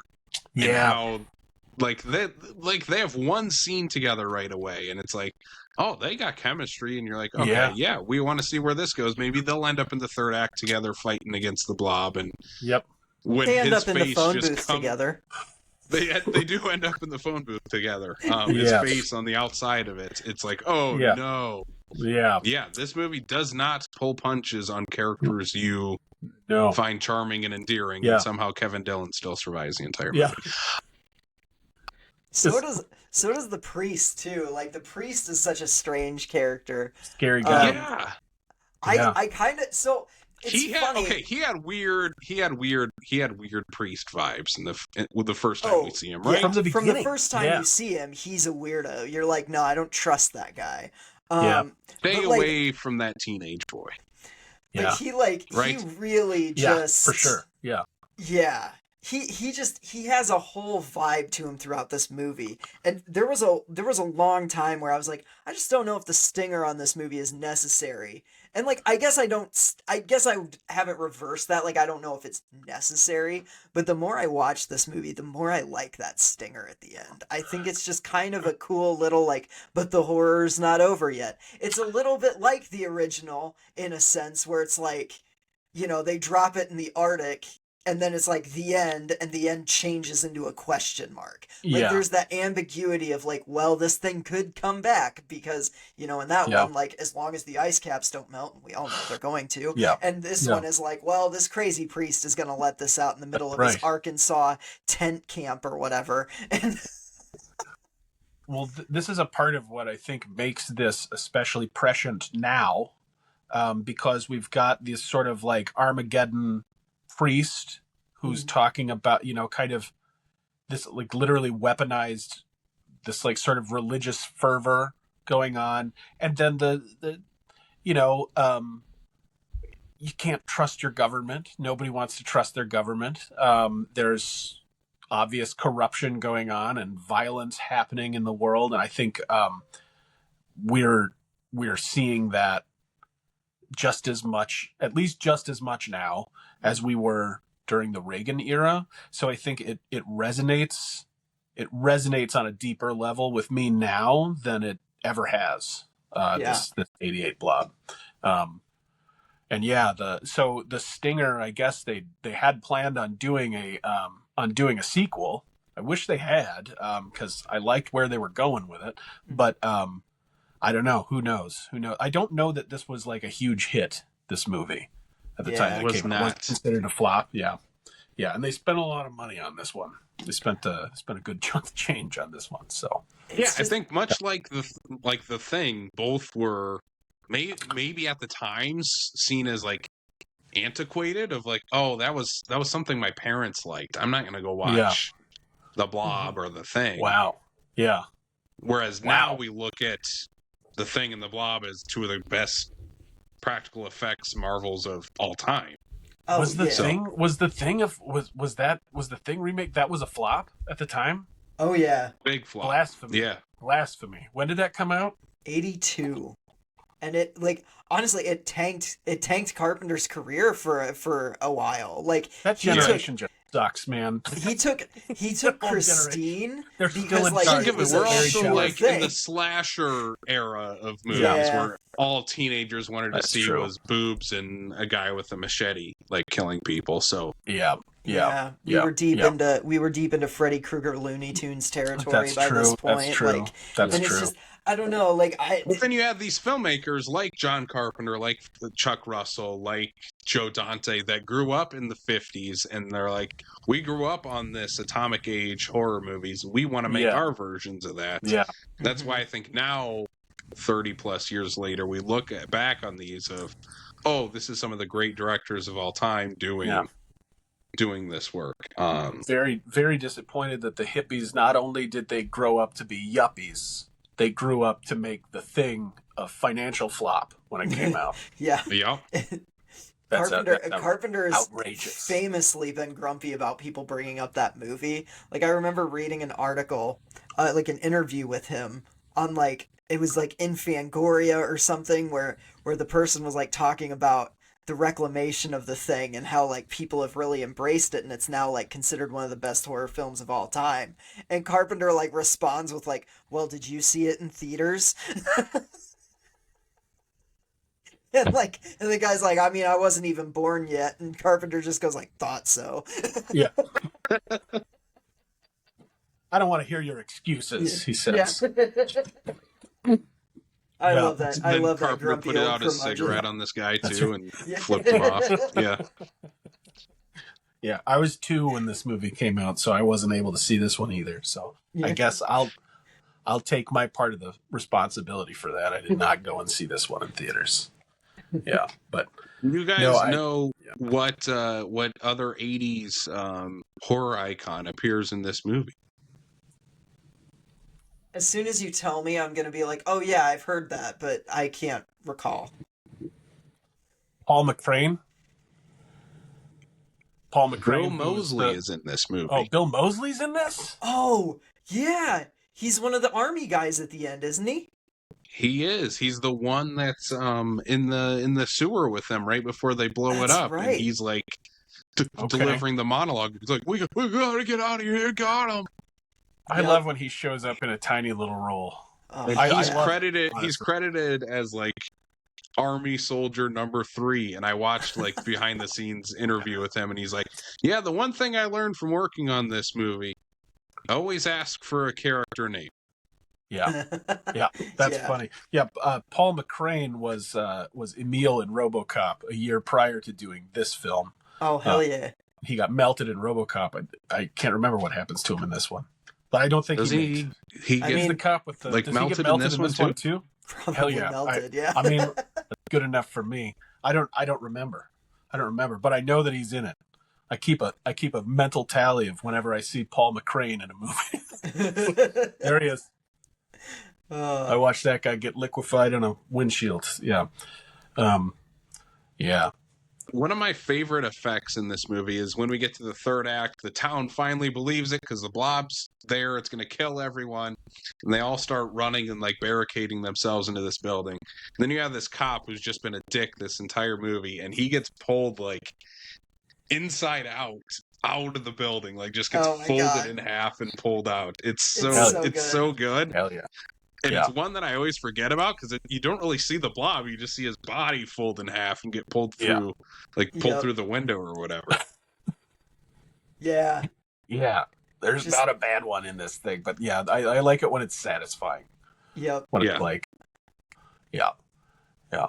I just all of the stringy effects, like when Shawnee Smith is trying to get the gun from the fallen military person, and she like rolls him over, and like it's just sinew stretching from the pavement, and you're just like, oh fuck, like it's such a gross movie. I have a trivia piece on that person. That's played by that character that you're talking about, where she takes the gun from them, is played by a triple amputee. What? So they could do some of those effects. Yeah, that's awesome. Wow, that's crazy. That's cool. Yeah. I've met a couple of people that, the guy that I met was a double amputee, like above the knee, and he basically, like, he's able to make a pretty good living as an actor just by getting his legs blown off in war movies. Like, that was the silver lining of him losing his legs, was like now he gets to like go beyond like, I think he was in like Saving Private Ryan or something like that. Like he gets to do those sorts of things because he's missing limbs. So Damn. yeah, that is practical effects. Mhm. Practical effects. Yeah. And then we get at the third act here, we get Chekhov's snowmaker coming into play. Yes, I love it. The heroic like Indiana Jones music that plays as you hear the truck rev up from behind That's the right. garage door, Yeah. and it just bursts through, and it's Kevin Dillon and his shitty mullet driving it, and you're just like, yeah, fuck yeah, The snowmaker. like let's snow this bitch, let's do Yeah. it. Like, oh, That's right. it's so That's right. rousing. I love this movie. Holy shit. Yeah.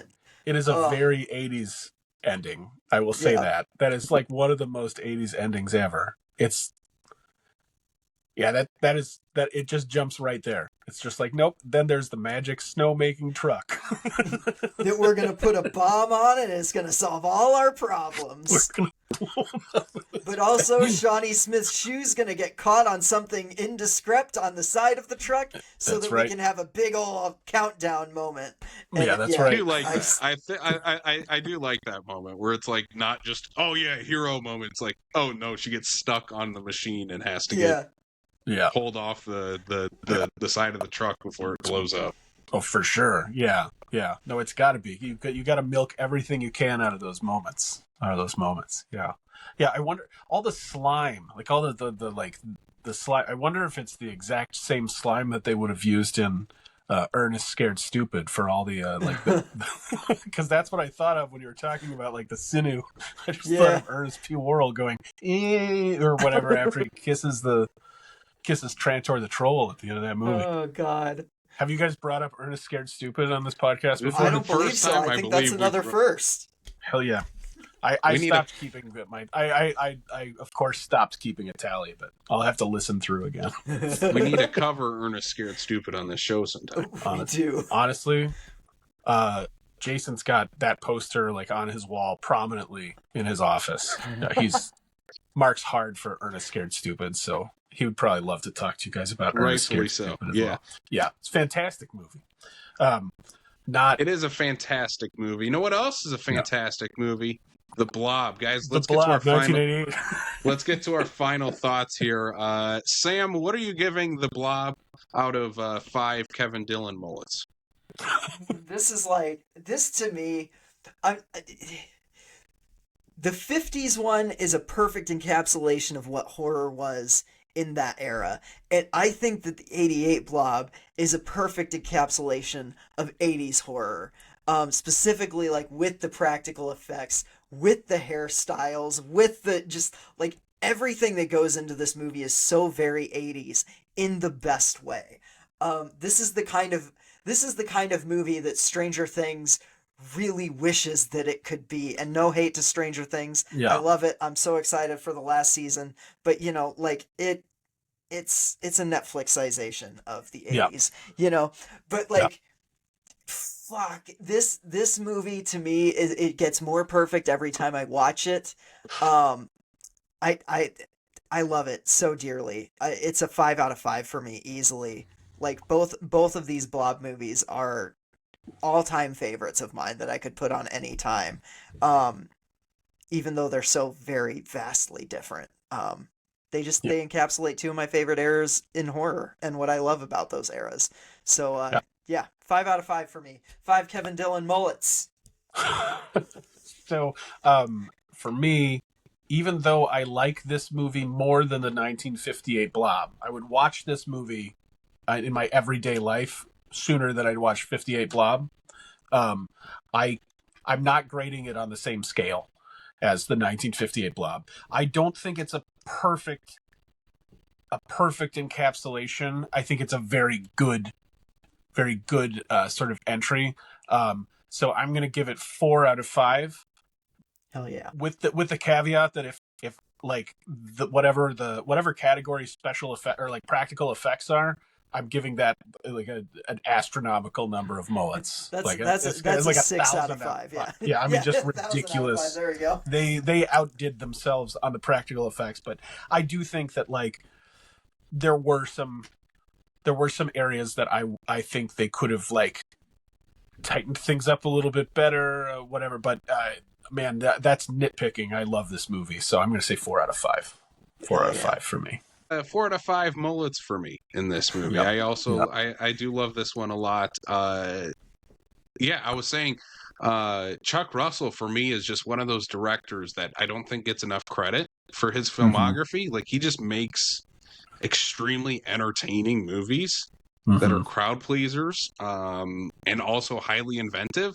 Like you look at, I think his big 3 movies are Nightmare on Elm Street 3, The Blob, and The Mask, and all 3 of those movies couldn't be further apart from each other. Yeah, but also like push boundaries for all 3 genres that they fall a part of. And yeah, I think he's just a highly underrated director, and this is one of his best for sure.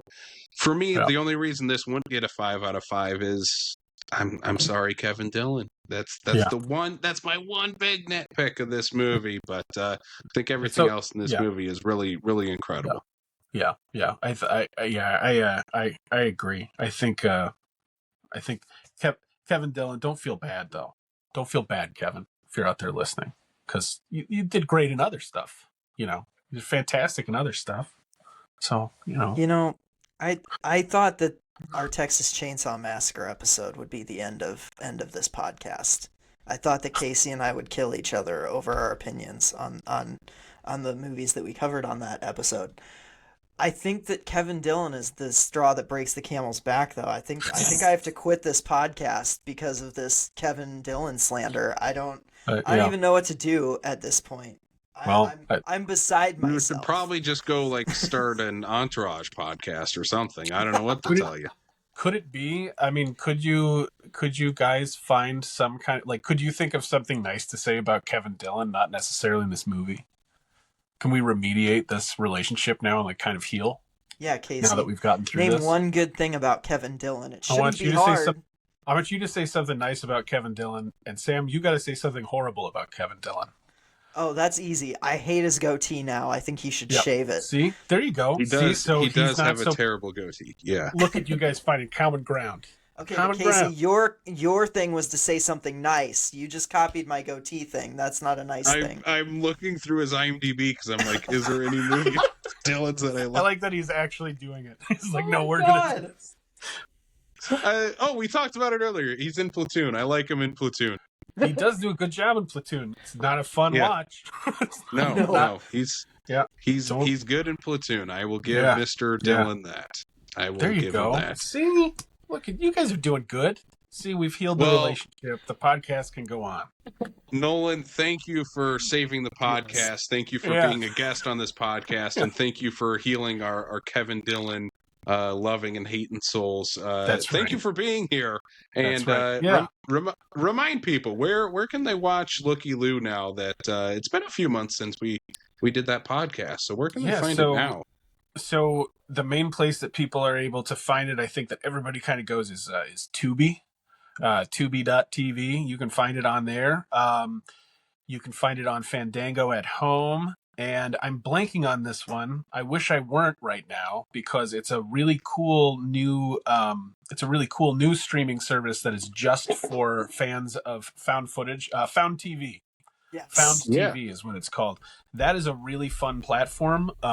It is free to join. You can subscribe, and then that's but I've had a great time on that particular thing, and like they're brand new. They're just like regular people that run it, that are just like throwing themselves at this. So I don't feel bad pushing that product, because they're really doing like a good thing, and they're kind of kinder to a lot of their filmmakers than some of these larger platforms even that could really afford to take care of some of their filmmakers a little better. So I think I think that's great. I think it's cool for people that like that particular niche of horror film. So yeah, you can find it all there, and you can keep your eyes peeled for Looky-Loo Part 2, which we'll be putting a trailer out here before too terribly long, and sending around screeners here before too long as well. Hell yeah. Hell yeah. That's We right. cannot wait to watch Looky-Loo 2, and we'll Yeah. obviously have to have you back on to talk it Oh after yeah. we've seen it. So Yeah. yeah. We'll come back, and then when you have us on there, I'll just try to make it about. I'll try to talk to you about Ernest Scared Stupid instead of the movie that. I always do that. Yeah, no, fantastic. No, it's awesome to be on with you guys. I had such a fun time last time, and I still listen to your show, so I'm yeah, very, very eager to have a continued relationship with you guys. Maybe come on again sometime. Hell yeah. We'd love to have you on anytime, Nolan. Hell yeah. Thanks for All being right. here. Absolutely. All right. Well, Talk thank to you you guys again later. for being here. Listeners, hang on for 1 second. You'll hear a little ad break, and then me and Sam will be back on the other side. All right, listeners, we are back. Just Sam and I here, and we want to give a special shout out to Nolan for joining us for our Blob double feature. That was so much fun. Cannot wait to have him back to talk about, I'm sure, Ernest Scared Stupid at some point. But right now, let's get to a little ad break before we get to our final segment of the show. We have joined the Full Moon Army, and we want you to take advantage of our exclusive offer for listeners to Screams from the Basement. Full Moon Features, best known for their Video Isle classic franchises Puppet Master, Subspecies, and the Evil Bong series, is offering 10% off every order on fullmoonhorror.com when you use our discount code SCREAMS at checkout. This goes towards all in-stock items, including Blu-rays, DVDs, replicas, action figures, and so much more. Exclusions do apply. Again, visit fullmoonhorror.com and use promo code SCREAMS at checkout to save 10%. Link in the episode description. Also, thanks to Fangoria. Fangoria for over 40 years has been the leading source in horror for all things spooky, horrific, and macabre. The famed magazine is back with a vengeance each quarter with brand new issues of Fangoria magazine featuring interviews, retrospectives, and insight into the world of horror. We have an exclusive offer for our listeners to save 20% off their subscription to the magazine, the latest Fango merch, and so much more. You can visit shop.fangoria.com/screamsfromthebasement or hit that QR code at the bottom of the screen and use promo code screamsfromthebasement at checkout. Thanks to Fangoria for helping support the show. All right, Casey. What have you been doing lately, man? I've been doing a lot lately as I'm looking through my list here. We actually both have quite a bit of crossover, so maybe we can start with that, because after the last double feature that we did here on the podcast, where we talked about Predator 1 and 2, both you and I made our way through the entire Predator series on either rewatches or first time watches. You made it through the entire Predator series and the AVP movies. Unfortunately, more props to you for doing that. More props to you. I'm not touching those with a 10-foot pole. Oh God, I wish I hadn't. They're not good. They're good. So bad. So I feel good about 3/4 of the movies I watched. We'll start with the new one. We'll start with Predator Badlands. Dan Trachtenberg's third film in his mini Predator series that he's been doing here between Prey, Predator Killer of Killers, and now Predator Badlands. This one kind of takes a spin on the franchise where we don't go to Earth at all in this movie, and our main character is a predator. The only other human or humanoid type character is a half android that's played by Elle Fanning in this movie. This movie's incredible. This is so much fun. Honestly, when I looked afterwards and people were like, "I can't believe they made a PG-13 Predator movie," and I was like, "Wait, that was PG-13?" Like, I hadn't really even noticed that it was a PG-13 movie. I was just having a blast with it because it's so much fun. People are calling it like the Disneyfication of Predator, and I'm like, we'll talk about the Disneyfication of Predator with a different movie in a second. But this one is just, I don't know, it's so much fun. Of course, it does try to tie in the Alien universe as well, because they might be doing another Alien versus I don't know what they're doing. Who knows? Maybe they're just tying it into the same universe. This time. I don't know. Yeah. But yeah, this one's so much fun. I think it's really good. It's a really good movie in the series, and I would not be surprised if 2 Predator movies end up in my top 10 at the end of the year. I would not be surprised. Yeah, Badlands absolutely rules. I actually watched this one twice. Um, it really hit for me on all levels. I was really surprised with like the just how good the storytelling was and how good the main character being a Yautja warrior. It just it humanizes the titular predator and like in some kind of surprising ways without pulling punches on like what a predator movie is. Like it's still brutal, but a lot of it is like creature violence or android violence, which is why it has the PG-13 rating. But you're still getting the dismemberments, you're still getting the brutal deaths, and you're still getting like inventive I have to outsmart what's hunting me kind of sequences. Yeah. And I just love that. I think Badlands is the best of the Trachtenberg 3. I really loved it, and yeah, I just, if you haven't seen it, go see it. It's so fantastic.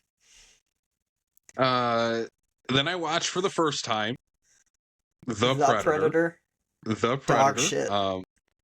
This is no hyperbole. This is one of the worst movies I've ever seen. I had a miserable time watching this movie. All the bad things we said about Shane Black's character writing in the first Predator, where he basically wrote all of his character's own dialogue. Imagine that for 2 hours. And it was just excruciating. It felt like he did not want to make a Predator movie, too. And just didn't like, I don't know, like this movie, and I, for the most part, like other Shane Black work. I love some of his other stuff. This one's a massive miss, and I would rather watch either Alien vs. Predator movie over this. This was just a miserable experience for me to watch this. That's where we'll disagree. I do not like this movie, but it at least has certain competent action scenes. And I don't think it does. Well, I don't know. I also watched The Predator after 2 Alien versus Predator movies, so maybe I was just like, I can see what the fuck is going on, so maybe I don't know. Sure. Yeah, I don't know.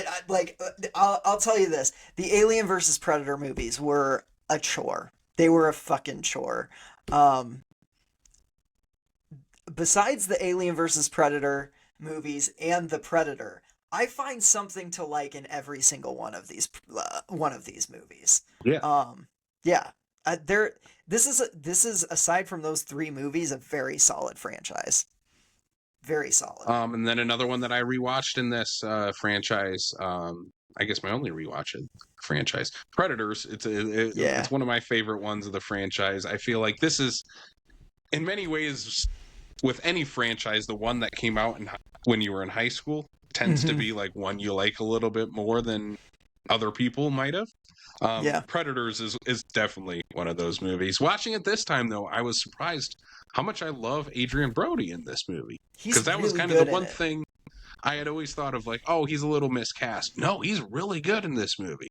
I still think Topher Grace is really great in this movie, especially his reveal at the end. I love it. I had forgot how few of callbacks there are to the original Predator. Like, I thought there were more. Like, no. I could have swore to you that there Adrian are way Brody more in The Predator.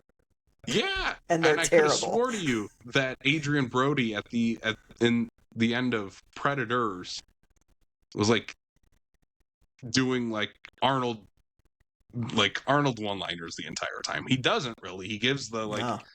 I'm here, I'm ready, come on, but that's it. Yep. So, I don't know. I think this movie holds up really well, and it's really the first time in the series that they take a big swing. Yeah. And it pays off. I agree. I really like this one. On top of those, I rewatched Prey. That's a banger. Like, I don't know what else to say about Prey. Like, it fucking rules. I think that's still my number 2 of the series. I don't know. It's so good, dude. It's so good. Like, every time I rewatch that movie, I'm like, yeah, this is every bit as good as like I remember it being the first time I watched it. I also finally watched Killer of Killers, which I had been, Yeah. I just hadn't gotten to it, and it's as good as everyone says, and then some. Like I really loved What it. ending? Um, What ending did you get in yours? I mean, I got Dutch, Danny Glover, and Amber Mid-Thunder's character in the cryo chambers Okay. at the I did end. not get that one. That's because I know Disney Plus had a running change on the end of that movie. Mm-hmm. Yeah, which so I don't know what the original one was. If it was just I have no It just idea. didn't have them in the cryo chambers. It was Oh, just okay. other warrior fighters. It was just like the wraparound story to me was probably the weakest part of the movie. Like I didn't not like it. I was just like I didn't have as much fun as I did with like the individual stories that the movie was telling. But I really liked this one. I thought the animation style was beautiful. I thought like even though it was literally just like three stories of a person going up against a predator, they found new fresh angles in each one, and each person had a different like fuck yeah moment when they finally got the upper hand. Um I really enjoyed Killer of Killers. I thought it was pretty great. So yeah, like you, I wouldn't be surprised if there were two Predator movies in my top 10 of the year, which is getting harder and harder to narrow down as we get further into this year, honestly. So, Mm-hmm. yeah. Casey, other than Predator stuff, what have you been watching? Other than Predator stuff, I have one other new movie that I watched on here. It's a movie called House on Eden. Have you heard of this one yet? I have heard of it. It's on my watch list. I've heard mixed things. Yeah, so this one it's on Shudder right now. Shudder picked this one up. It's made by two YouTubers, Chris Collins and Selena Myers, both known for doing like true crime stuff and ghost hunting videos on YouTube. And then there is a jump scare by what's their names? Colby and Sam and Colby. Oh, dude, I don't know YouTubers for I shit. don't know. They're YouTubers that go on ghost hunts, and it's really cheesy and kind of schlocky. Anyway, Okay. this one's like, I don't know. The curious thing about this is why this is a movie and not just like a YouTube video. Because Yeah. it's still a narrative. There's a sort of narrative structure to this movie where it is about they basically play themselves in this movie that go out on this ghost adventure in this hunt out in this remote cabin, this remote house that had like some sort of like cult thing around it. And then by the third act, there is more film type stuff that you wouldn't see in like a YouTube video, but for the most part, it's still just YouTubers investigating stuff. So it's kind of curious that Shudder picked this one up, but I guess enough people have been watching it for it to warrant that. It's not terrible. I think it's just kind of again unnecessary. Like this could have been summed up in a YouTube video type of thing, I guess. Yeah. Yeah. I think if they would have focused more on the actual storyline of the movie, it would have worked a little bit more because they are trying to throw in maybe a little A24-isms into the movie by the end. And it's like, yeah, but that's not this movie. Yeah. Have an actual fun, scary found footage movie or do an A24 movie. Just try to do one or the other. But yeah, I don't know if people are interested in like the content that those two put out. Sure, give it a watch. I don't know. Yeah. It won't make my top 10 at the end of the year.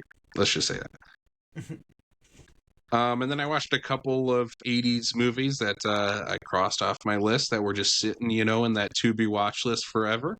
One of them is Microwave Massacre from 1979, and this is a horror comedy from 1979 about this guy who works as a construction worker, hates his life, and his wife just packs the worst type of lunches for him, and he never gets to eat what he wants to eat. He wants to eat, the hamburgers and hot dogs and have the bologna sandwich in his lunch. Instead, his wife gives him a giant dinner roll and a still alive crab in his lunch sack every day. Until one day he gets sick of dealing with her and her brand new microwave meals and kills her and accidentally eats her hand, not realizing it's her hand, and discovers that he has a taste for flesh.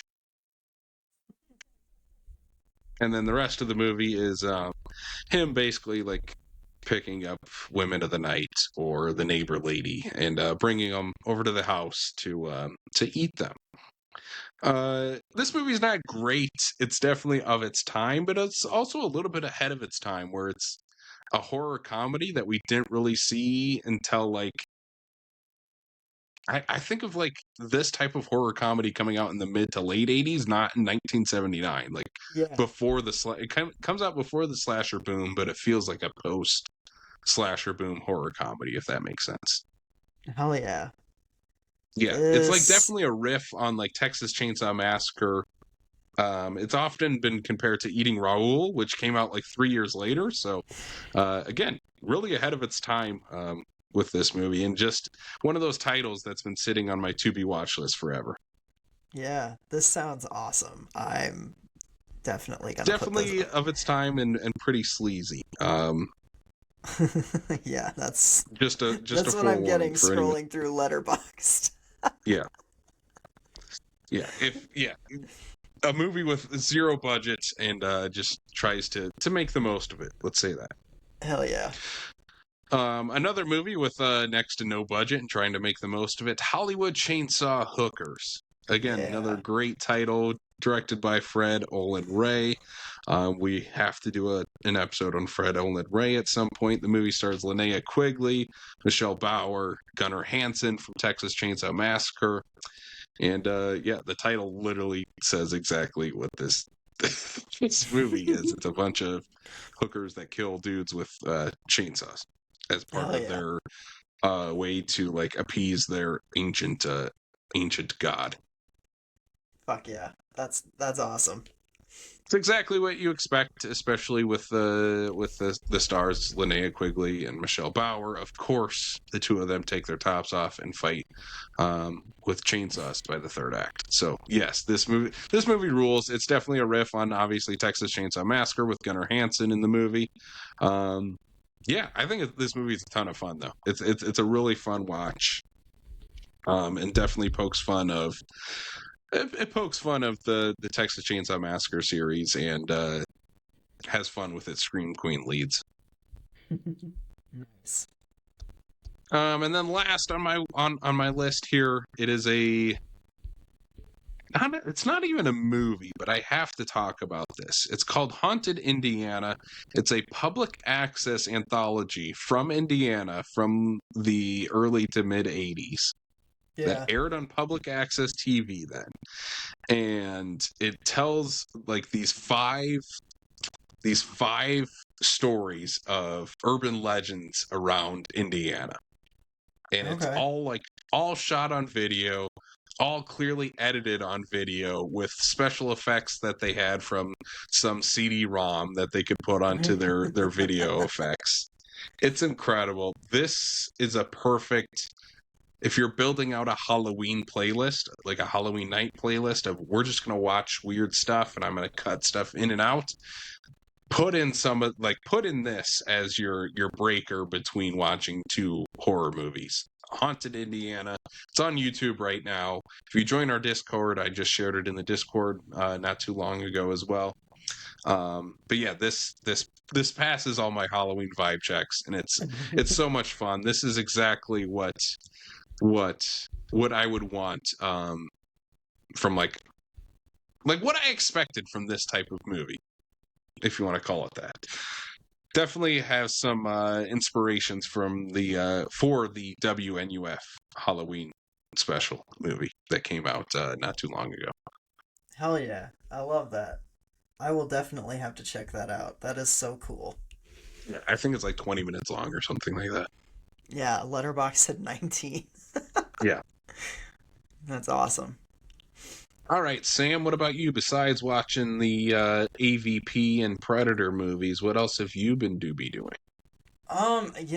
So one thing that I watched over the month of October that I totally forgot to bring up on any doobie doing, because you can't log TV on Letterboxd. Netflix has a series called Haunted Hotel. It's an adult animated series about a woman who inherits a hotel from her dead brother, who is now a ghost living in the hotel with a bunch of other ghosts, because this hotel is very clearly haunted. And Jimmy Simpson is in this. He voices a little boy who is possessed by a demon trapped in a little boy's body, and he's like the funniest character. His name is Abaddon, and he's hilarious. The voice cast is great. Like, if you're looking for something like fun and spooky and just like, there's like an 80s slasher episode where it's like a burlap sacked maniac with an axe is trying to kill teenagers who are staying in the hotel, and like there are possession ones and like all sorts of different like horror subgenres that this animated series dabbles in. And I kept forgetting to bring it up, and I just thought about it now. So I wanted to give that a shout out and tell people, like, if you haven't seen Haunted Hotel, it's worth looking into. And the reason I thought of it was because the other thing that I watched, also on Netflix, is Guillermo del Toro's Frankenstein. Um, this is one of my favorite movies of the year. If not my favorite movie of the year, it might be my favorite. I don't know. So this is a movie that has caused a lot of uproar in the literary community, because they're like, oh, it doesn't really follow Frankenstein, all that, the novel, all that well. And I'm like, none of the Frankenstein adaptations have. Like, why are we picking and choosing now? Like, and to be fair, this follows the book a lot more closely than any adaptation we've gotten before. It's very reminiscent of like Francis Ford Coppola's Bram Stoker's Dracula, right? Where like it's a little bit more faithful to the novel, but it's still like a Coppola movie, and he adds his own little things into it. And that's what this is. This is like Del Toro. It kind of feels like the movie he has been building to, in a sense. Like, I really feel like this is him pulling out all the stops. It feels like Netflix gave him a blank check and said, go fucking wild with it. And he was like, I will. Um, I was a Jacob Elordi doubter going into this movie. I was like, oh, because originally It was Andrew Garfield. Andrew Garfield was going to be the creature, right? And I was so excited for that, because I'm an Andrew Garfield fan. And when he got replaced with Jacob Elordi, I'm pretty sure I posted in the Discord and poo-pooed on it quite a bit, and made some comments. And I take all of those back. I eat my words. I like Jacob Elordi's incredible in this movie. I love the makeup look of the monster. I think Oscar Isaac as Dr. Frankenstein is fantastic. This is just dripping with gothic atmosphere. Like, it is easily one of my favorite movies of all time. And I'm a mark for a Frankenstein movie, so take from that what you will. But like, to me, this is the James Whale duology will always be my favorite Frankenstein adaptation. But this really gives them a run for their money. I loved this movie. I'm really bummed that I couldn't see it in the theater. I am totally planning on maybe doing a private viewing of it at the Twin sometime, just because I can. I don't know. I was at a loss for words by the end of it. I was a weepy mess, and it made me feel a lot of things. And like, I mean, 32-year-old me loves this, but like, if this would have come out when I was 14 years old, you couldn't tell me there was another single movie on Earth. This is all I would have been watching all the time. I like, Yeah. ugh, my I am little gothic teen heart would have been bursting at the seams. I am so excited to watch this. I don't have Netflix, but I am just going to sign up to watch Del Toro's Frankenstein. Like, that's the one reason I would sign back up for it. honestly, it's worth it for 1 month of subscription alone, Yeah. just to And watch I do want to it. watch And Haunted Hotel too. yes, Haunted Hotel is really fun. Like, I think you're gonna dig it. Like, Jimmy Simpson is really funny as Abaddon. Like, he's kind of the scene stealer of the whole thing. But yeah. There's one other thing I want to bring up quick before we start to wrap things up. I have Uh-huh. also been watching Welcome to Derry. I don't know if Okay, you've been I only watching. watched the first 2 episodes. Same I here. have heard. That's as far as Okay. we are. So we're gonna binge through the rest as we Yeah. get to the 5th episode. I believe is the next one coming out. Yes, I'm and loving it so I far. heard episode 4 has an eyeball gag that is horrifying, and I cannot wait to get to that. Yeah, I am loving it so far. I really dig it so far. Yep. I'm even kind of like, I don't care if Pennywise shows up in this show or not, because like as far as 2 episodes go, he's not in it so far. And I don't miss him. I don't need him. Like, yeah. But I think when he shows up, it's just going to be that much more powerful. Like, yeah, we can wait. We can wait for Pennywise. There's a birthing scene, I believe I think it's the 2nd episode, where, like, it's literally like oh god, I can't even describe it. It is one of the most. It's at the end of episode 1 into 2.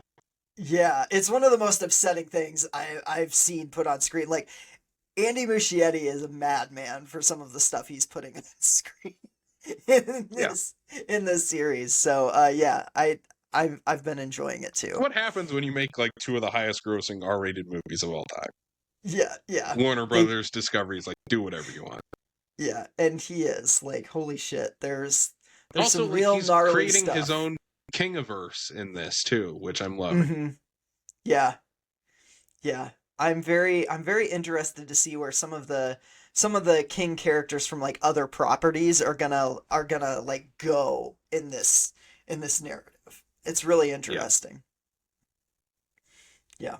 All right. Well, I think that's it for Doobie Doing, isn't it? Yeah, I think so. All right. Well, thank you all for listening. Thank you all for joining us on another edition of the Screams from the Basement podcast, where we talked about the two Blob movies from 1958, 1988. Thank you again to our special guest on this episode, Nolan. But Sam, if people want to find us and want to find out more about what we are doing here, where can they find us? Well, you can subscribe to this podcast on Apple, Spotify, or YouTube if you like that video component, or basically anywhere you find podcasts. We're probably on some of those weird, like, more off the beaten path streaming ones too. And if you want to check out more of our stuff besides just the podcast, we are on Facebook, Instagram, Threads, Blue Sky, and TikTok, where we're posting stuff. We're posting about events that we're throwing. We're posting just, random goofy shit. Yeah, we're all over the internet. Just search Screams from the Basement on your favorite social media site, except for Twitter, and we'll be there. Casey, if they want to support the show monetarily, how can they do so? They can do so. The first thing they can do, they can head over to screamsfromthebasement.com. They can head over to our website where all of this stuff is available, including links to both our Patreon and TeePublic, where they can help support the show. By joining our Patreon for as little as $1 a month, you get exclusive bonus content that is only available on Patreon. For our $5 tier, we give out every month we give out a bonus episode. This month's bonus episode, we have decided on the topic, if I'm not mistaken, right? Fortunately have,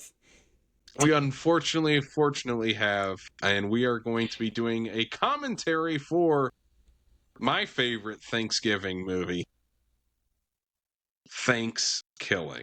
So Sam and I will be doing a live commentary while watching Thanksgiving. You've seen this movie, right? Long time ago. I'm gonna kill myself halfway through this commentary. So the only way you're going to be able to witness Sam killing himself is on Patreon. Join for $5 a month to get that exclusive content.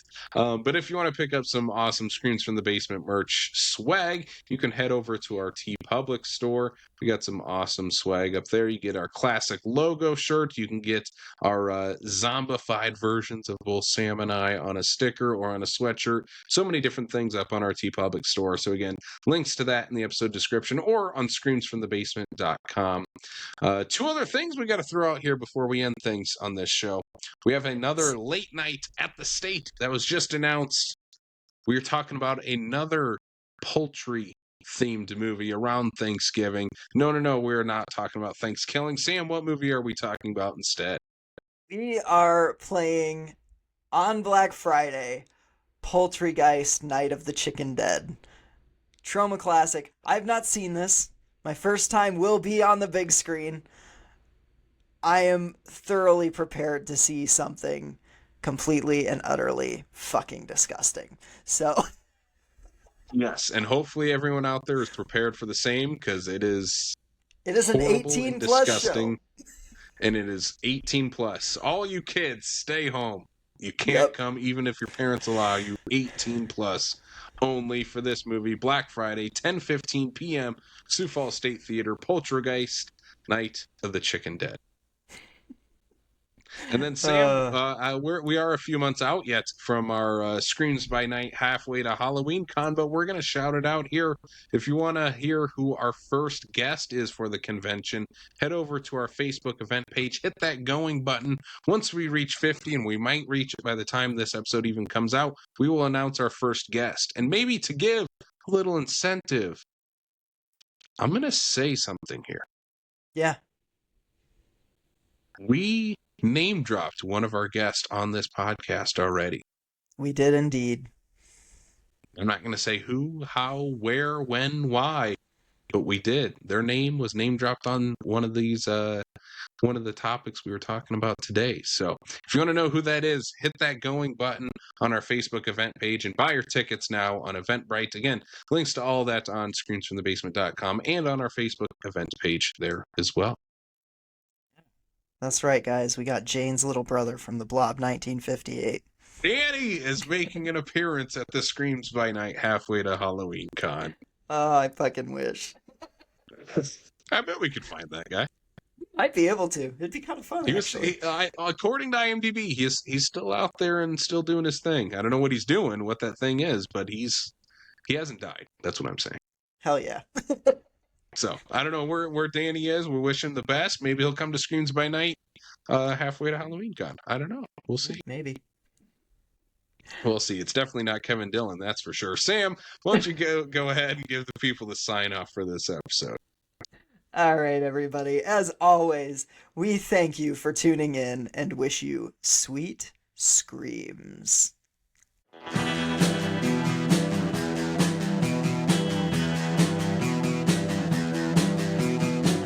You're listening to the Prescribed Films Podcast Network, home to hundreds of hours of free podcast entertainment. The shows on this network all have a common goal, providing you with the best discussions about movies and other forms of entertainment media. The PFPN hopes to fill your earholes with audio joy. Visit our website with links to all the other amazing shows at www.thepfpn.com. Thanks for listening.